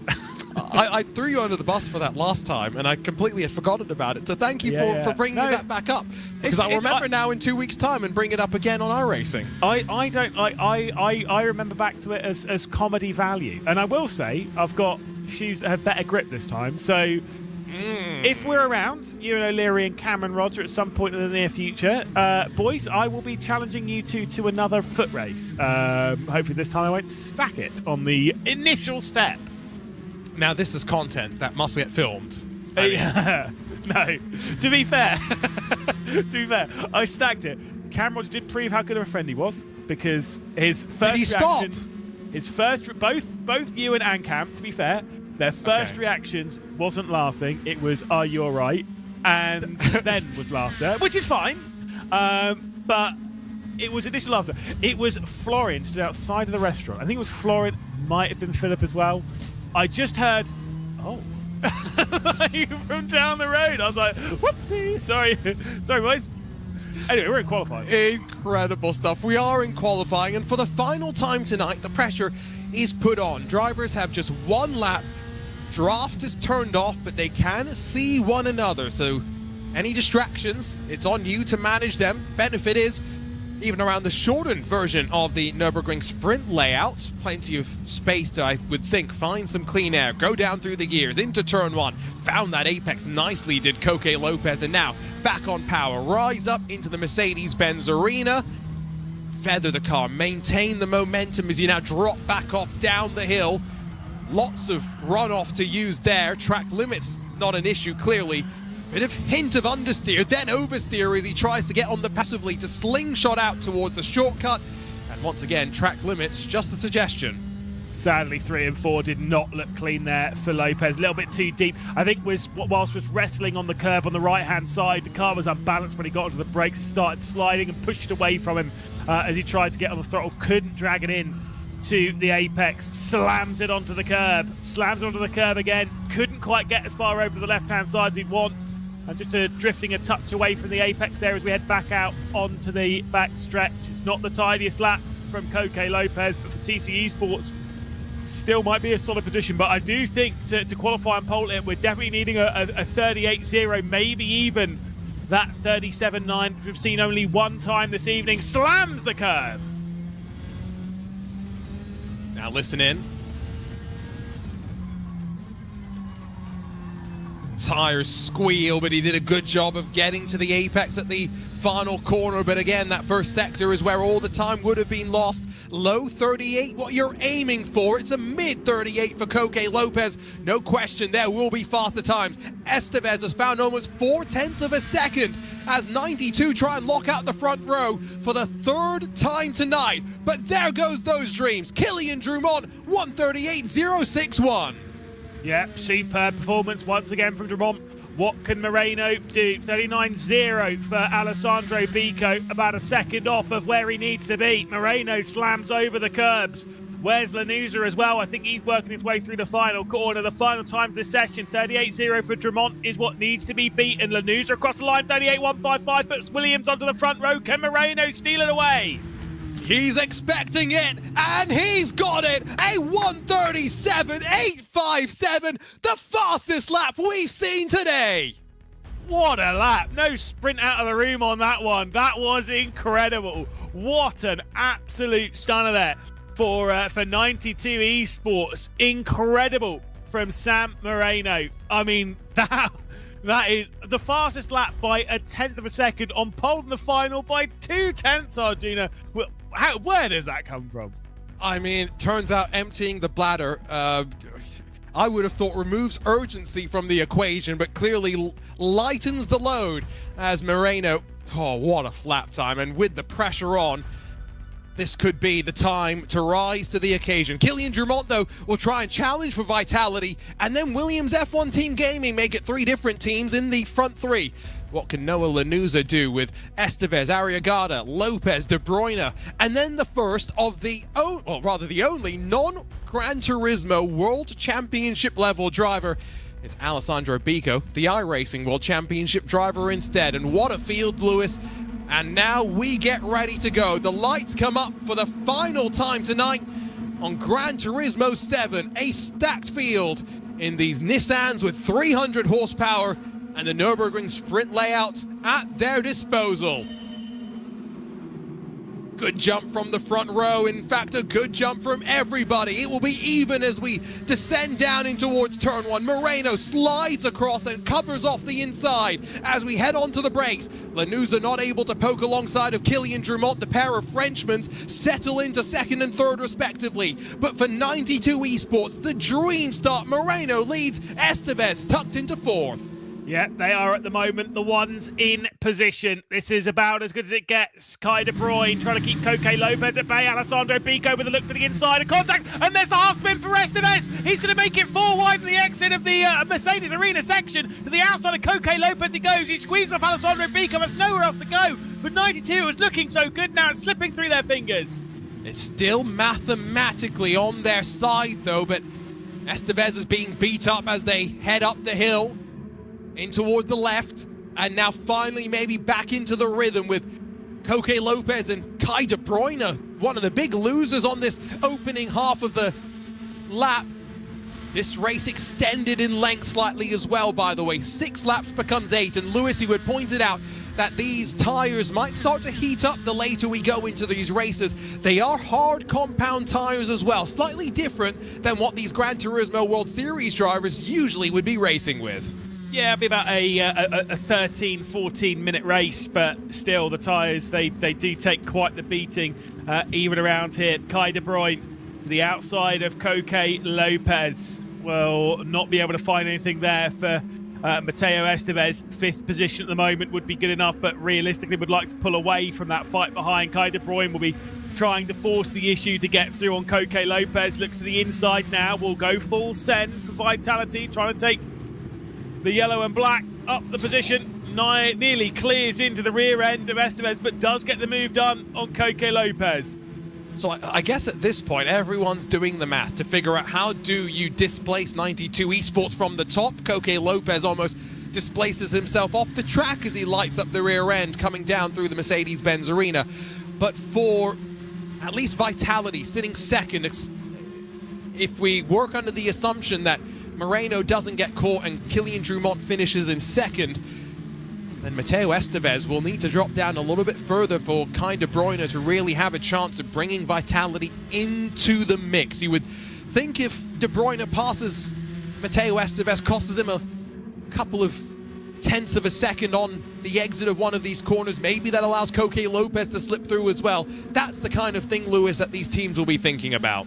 Yeah, at the moment though, each half of the field has one of each team. Tell me that it's not as even as it gets. Looking at that, we've got 92 leading, Vitality second, Williams and TC behind. You almost copy and paste that again. It's 92, then Vitality, then it's TC leading Williams behind that. Point for the penalty for the race leader. Moreno, 1 second penalty for Moreno. That could cost him the race lead to Kylian Drumont. It's back up in the air again. And so when that switches around, because we saw it in the semi-final, Estevez getting past Moreno. Moreno's made this mistake a couple of times, Lewis, given that everyone else has been pretty much okay with track limits. The fact that he's continuously finding himself on the ragged edge, it tells us a lot. It tells us he's pushing that limit a bit too much at this stage. It's going to be a big push this lap from Kylian Drumont to keep on the rear end of 92 Esports, to keep the pressure on the shoulders, to gather that position as soon as that 1 second penalty is served. I don't know if it has to be served immediately or if they can leave it another lap or two. I'm not immediately. 100% sure. I was going to say, I'm pretty sure it's immediately. That's why it was tried to be served earlier, but actually it was a little bit too early, hilariously. Bless Felix Van Delt, who just sent me some championship points, to which I said, well, it's about to change. As out of turn 7, pair of 90-degree, first left, then a right-hander, onto the back straight. Moreno's going to see those yellow arrows. It looks dramatic, but it's not so dramatic when you see it from this camera angle. Kylian Drumont, the Frenchman, sweeps through, and instantly the complexion of this event has changed, because Kai De Bruyne has got in front of Estevez as well, and Vitality are in control. The double switch goes the way of Vitality. They are now in control of the event. They are now in position to win the event. We've got 3 laps in, 5 to go. Still lots of time. If Moreno finds his way back through here on Drumont, then it will switch back in favour of 92 Esports, but they'd be finishing on the same amount of points. Drumont tries to break the slipstream. Moreno will try and make this one down the inside of the opening corner, but he certainly isn't close enough yet. Wow. This is one of the most intense finals I think I can remember outside of the 1v1s. We've had a couple of these finals where we've had 3 teams, but sprinkle the 4th into the mix, and now you've suddenly got all these other drivers who find themselves in contention. If someone like Arriagada becomes part of this battle up front, very quickly things will change. And I love, Lewis, how you mentioned it. We've got a driver from each team in the front half and the back half of the field. It's about as evenly matched as you can get right now. And even for the Williams F1 Team Gaming, this is going to be a 2nd consecutive event where they will finish inside of the top 4. And at this point, they'll be feeling very, very good about their hopes of making it to the in-person event to close out the season. Which, you know, obviously when they did that before, we were looking at them as a strong team. We were looking at them coming into the season as yet another strong team. Hopefully they won't rebrand for this time. Going into another live event, that'll confuse us far too much. We can't be doing that again. But it does give us the opportunity to maybe steal a couple of shirts from them. So, boys, extra large for me. Thank you very much. We'll be at the moment, things are looking good for you. You've heard your instructions. We're halfway through this final race, and Kylian Drumont's feeling the heat. Blocks all the way to the wall. Moreno's going to have to make this work around the outside if the pass happens down to turn 1. After all that excitement, after setting the fastest qualifying time we've seen, Moreno makes the mistake, gets the penalty and drops back through the field. Now this is crucial. Lanuza's slow and backing up the back half of the field. De Bruyne wants to make his way forward. Estevez and Lopez stacking up behind as well. I think we jumped back into something. I think something was going on there down at T1, whether it was De Bruyne or Lanuza, whether it was Estevez on the pair of them, but we definitely jumped into the middle of something, that's for sure. Lanuza at the moment in 4th. If Kai De Bruyne is able to get through here into 4th position, it almost feels as good as done for Vitality. It almost feels as though they will be securing this with, I say relative ease, with big air quotes either side of it. It means that they might be a little bit more comfortable on the final few laps of this race. For Estevez, there's some looks to the inside from Koke Lopez. TC Esports still trying to rescue whatever their points they can get. I mean, look, they're all fighting for whatever they're fighting for. They're all fighting for their own bit here. And look, it's a race. You're going to race. That's the whole point of it. Been a great night. Been a really interesting competition as well between our teams. It'll be a very different competition on iRacing. There is no doubt about that. Will we see these same teams towards the front? For 92 Esports, maybe not so much experience on iRacing, but it's been a good start to this 2026 Esports Racing League season. Once more, San Moreno will try and lead the charge for them down into turn 1. Kylian Drummond able to cover the middle of the track this time, not so defensive, which is exactly what the Frenchman's hoping to be able to do. Carry enough of his momentum around the track through the arena. Barely a paper's length separating the two of them, and Moreno then has to back out of something. Thought about a half-hearted look up the inside. He is so close, he can sniff this move, but he's waiting for a mistake that's not coming. Look, Moreno's going to do something. He is going to do something. You know it. You can see by the way he's looking. The same as what we saw from Jack Boulding in the previous race, where there was that opportunity, that one final opportunity into the final corner, and Jack Boulding tried to take it. He missed out by 100th of a second. Moreno will be well aware of that, and will be doing very much the same thing on the final lap. But of course, that final lap would be coming on this one if it was in the heats or the semis or the second chance race. We've got 2 more laps of action here in the final, with Kylian Drummond at the moment in position for Vitality. Moreno has dropped back the tiniest of margin, the gap out to, what, a couple of tenths? My goodness, it's massive. Got to be careful, Moreno, and I think he's aware of that, because any move with contact is going to instantly trigger a look from race control. These 3 have got some separation, though. Whatever we dropped into with Lanuza and De Bruyne, they have continued to keep each other close, but still a handful of seconds between the first 3 and the peloton that's chasing them down. Closing stages here in the second round of our 2026 Esports Racing League season. Arriagada overcommits down into turn 1, avoids tagging the tail end of Moreno, but as De Bruyne slips past Lanuza, can Estevez follow around the outside? He's got to do it here. Estevez has to make this move. If he doesn't, it doesn't matter whether Moreno's able to come through on his teammate or not. Unfortunately there, Lanuza gets out a little bit wide, and it will be Estevez being forced down the order. It is swinging the way of Vitality at the moment. De Bruyne's moved his way back through into 4th. Drummond leads. And now, even if Moreno is able to steal away the victory, it won't be enough for 92. And the fairy tale story they've been telling all the way through this evening will be coming to a pretty disappointing climax for the team. But again, this is the world of the Esports Racing League, and I think we have to help reframe that, Lewis, right? Because as much as they won't win tonight, second place amongst all these great teams, amongst all these great lineups, they may feel like their pace warranted a bit more, but the nature of this competition, you are promised nothing, and they will have only given 1 championship point away to another team, a team they were 2 points behind coming into the night. Yeah, but I mean, you try telling racing drivers on the evening, oh, I know you finished second, but you know, at least you scored only 1 point less than Vitality. There'll be something, I don't care about that. I wanted to win. 1 more lap around this circuit to try and steal it back. Moreno back into the slipstream of Drummond. Estevez has a half-second penalty as well. He's going to lose out to Lopez on this final lap, I'm sure. Now, does that give a chance for anybody? I'm trying to do the quick math, but no, TC a bit too far behind as it stands, unless Arriagada's going to poke his nose and make his way past Moreno onto the final lap of this race, though. There is no question about it, even though on the left it will still say 7 of 8. Kylian Drummond, Kai De Bruyne could be half a lap away from going back-to-back on GT7 in the Esports Racing League. They are doing everything they need to do. Moreno has been throwing everything at it. Huge respect to 92, to TC, to Williams. They have thrown everything they can at this evening's competition.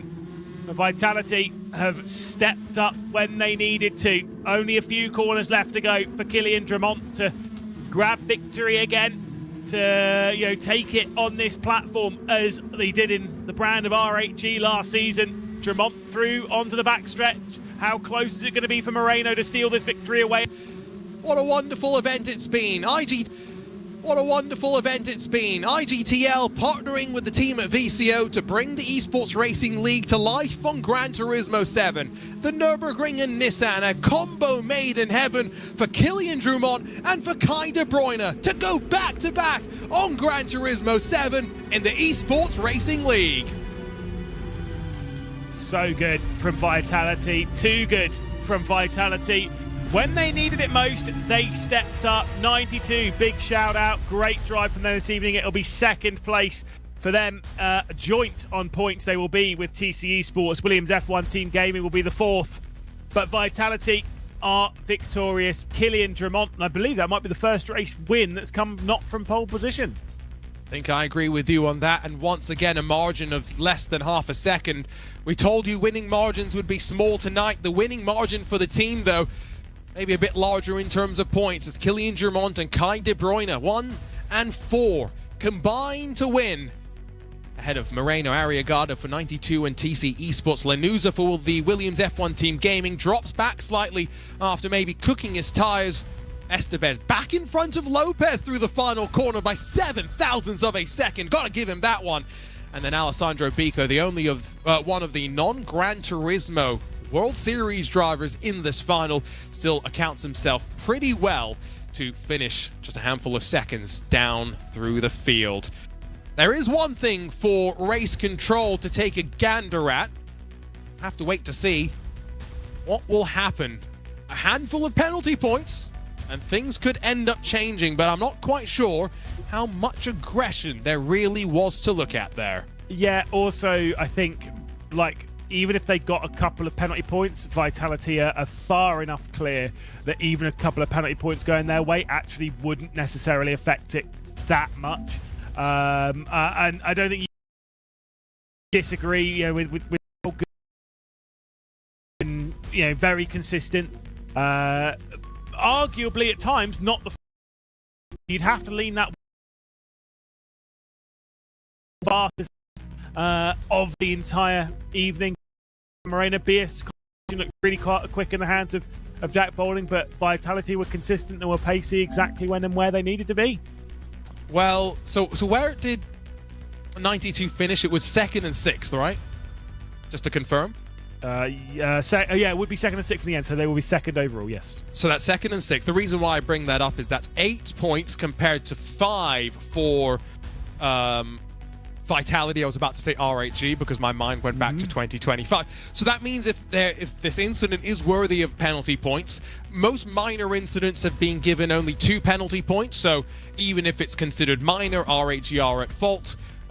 It would need to be considered something major to be, I think, a finals changing decision. But we will wait for the official confirmation from our great team behind the scenes at Race Control. And let's give a shout out as well, Lewis, to the IGTL, because your first time here on Gran Turismo 7 in the Esports Racing League, but second time we've partnered up with them. We did it last time as well. They help us behind the scenes with setting up the servers, with the broadcast and everything, and it's great to have their support. It's almost like doing a Gran Turismo event from Polyphony, and I can tell you that from experience. It's one of those ones to have a series which runs from platform to platform. We need to, communicate and associate ourselves with some of the best from each given community. We've done that through iRacing, we've done that through iRacing 2, and obviously here on Gran Turismo. It is one of the most critical things to join up for an event like this to help us through these events, because we can't all be experts on every single platform known to mankind. And like I say, huge shout out to them, and it's been a relatively flawless event again, which is exactly what we need. Communities coming together to put on quite the show. Yeah, so I know Alex, Florin, Pierre, and Kenny have been actively helping us today, but I'm sure the team behind the scenes goes even deeper. Quick look at points. Still waiting for race control, so not official just yet. These are provisional, but like we said, I did that rough math and it was correct. 5 and 8 respectively, well, and then 10 and 13 for TC Esports and for the Williams F1 team gaming. Lots of, I think, excitement for these teams to head forward from this. TC in particular, 8th in the last round. They'll head to iRacing with momentum on their side. Let's talk about, though, the race that was and the eight laps of action in our final race of the night on Gran Turismo 7. 92 Esports and Vitality sharing the front row, and pretty even off the line as we fired it down to turn 1, and Samuel Moreno covered off any attempted moves down the inside. Kylian Drummond tried to poke his nose the long way around. The Frenchman Noah Lanuza had a bit of contact with Drummond as well, but as we unwinded through the Mercedes-Benz arena, it was Mateo Estevez that lost out the most. Coque Lopez up the inside, charging through. Alessandro Bico off the track as the back half of the field continued on their merry way, passing each other left, right, and center. Eventually, Samuel Moreno made yet another mistake, ran a bit wide, and picked up a slowdown penalty, a move that would allow Kylian Drummond to sweep around the outside and soar to the race lead, a position that he would not relinquish until the drop of the checkered flag. Mateo Estevez a bit aggressive on Noah Lanuza. That was what sent the tail end slightly around. Kai De Bruyne not able to take advantage, but eventually, as we continue to work the laps and continue to build heat in the tires, that Williams F1 team gaming Nissan increasingly vulnerable, and eventually the Dutchman dives down the inside. Unfortunately, Mateo Estevez tried to go the long way around, found himself on the wrong side of the road, and then eventually would pick himself up a penalty of his own that would see him drop even further down the order. Would fight his way back to 6th at the line, but it was all in vain as Drummond and De Bruyne for Vitality combined to win in the Esports Racing League. It really was very impressive, and I will say, obviously, provisionally, we did get set the standings. Obviously, very provisional, so we're not going to confirm it until we know the old situation. The top 3 teams all have top 5s, which is not that much of a shock, right? But again, that's the consistency you need. BS Competition, Williams and Vitality, 3rd, 2nd and 1st. Vitality, with that victory, would take over the lead of the points. Visceral, who are in 4th position, by the way, and again, 4 teams are going to be progressing through into our series finale. I did mention it earlier. I think the lowest position that you can get away with really is 8th. Their lowest position, which was tonight, was 8th. Obviously, they were victorious on the previous platform on LFS. They will need to keep some consistency, stay in the top 4 for the next couple of rounds, and they'll be one of the ones to progress their way through. But 92, TC, EMM, Ref Arax, they're not that far behind. I tell you what, I think Vitality, at least this time, will be in the conversation for the Final Four, unlike last year, which is a good thing to say, because what a lineup that is, and might be a favorite. Confirmed by Race Control, 1 penalty point for I was about to say RHG, there we go again, for Vitality, which does mean, yes, they were liable for a bit of contact, but it doesn't change the results, and officially, Kylian Drummond, Kai De Bruyne, back-to-back winners in the Esports Racing League on Gran Turismo 7. I think Kai's already run off to the club. to celebrate, so we won't get a word with him, but hopefully Killian Drummond will be joining us in just a few moments' time. But while we wait for that, Lewis, just 2 weeks away from returning to iRacing, one of the staples of the Esports Racing League, I think it's fair to say.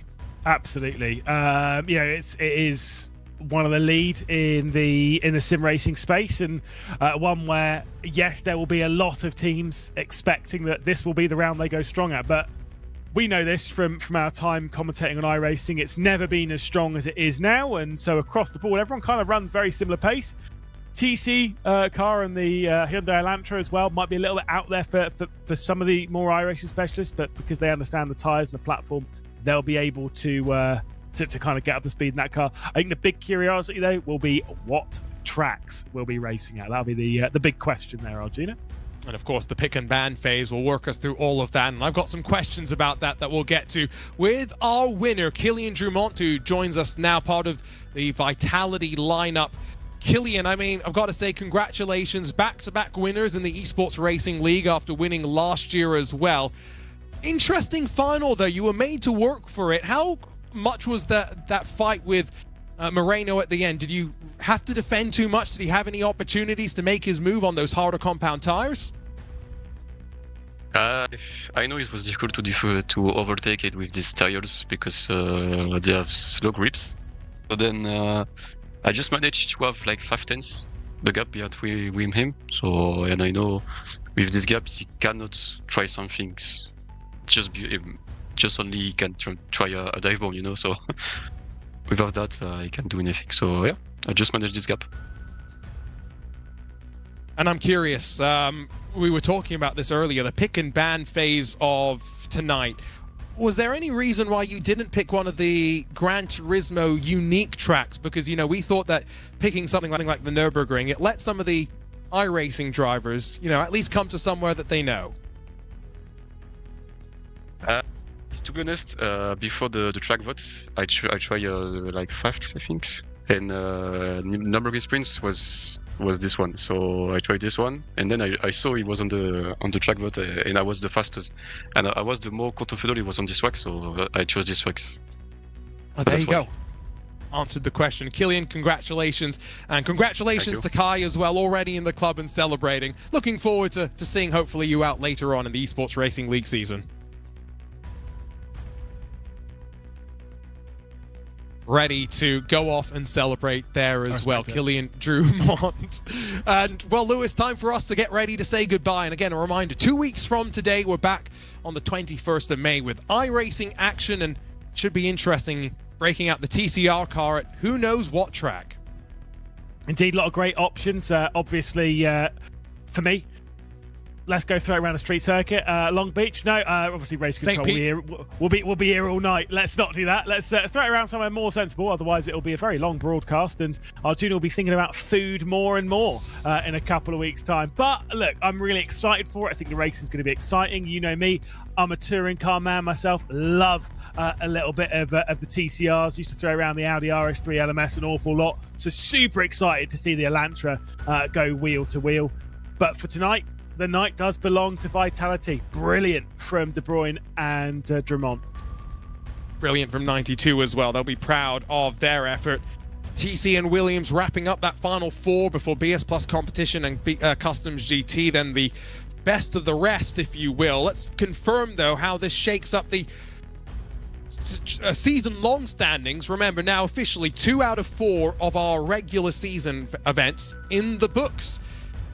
Vitality on top, 2 points clear of Williams F1 Team Gaming and BS Plus competition, with the 92 Esports team now up into that top 4. But 2 very different platforms to come. Team Nitro, I would say right now, Lewis, are on the wrong side of things. Our defending champions, EMM Esports, they need a lift heading into these final 2 rounds. It's a lot still to play for. I would expect EMM to run pretty strong though over the next couple, so I wouldn't be crazy. I mean, I am worried about them a little bit, you know, in relative terms, but I think they've got the pace to do it. I think TC Esports have got the pace to do it, but then for them to move up into the top 4, one of those 4 has to move out, and then you'd be asking some big questions as to which one of the 4 it's going to be. It's going to be a very, very exciting couple of rounds to decide who's going through into our season finale. And so for our teams at VCO, IGTL and RaceSpot, Lewis McLeod alongside of myself, Arjuna Kankipati, join us in 2 weeks' time for the third of our 4 regular season rounds. We're only a couple of races away from knowing who will be in person to fight for the 2026 ERL Championship belts. Arjuna Kankipati signing off. We'll see you next time.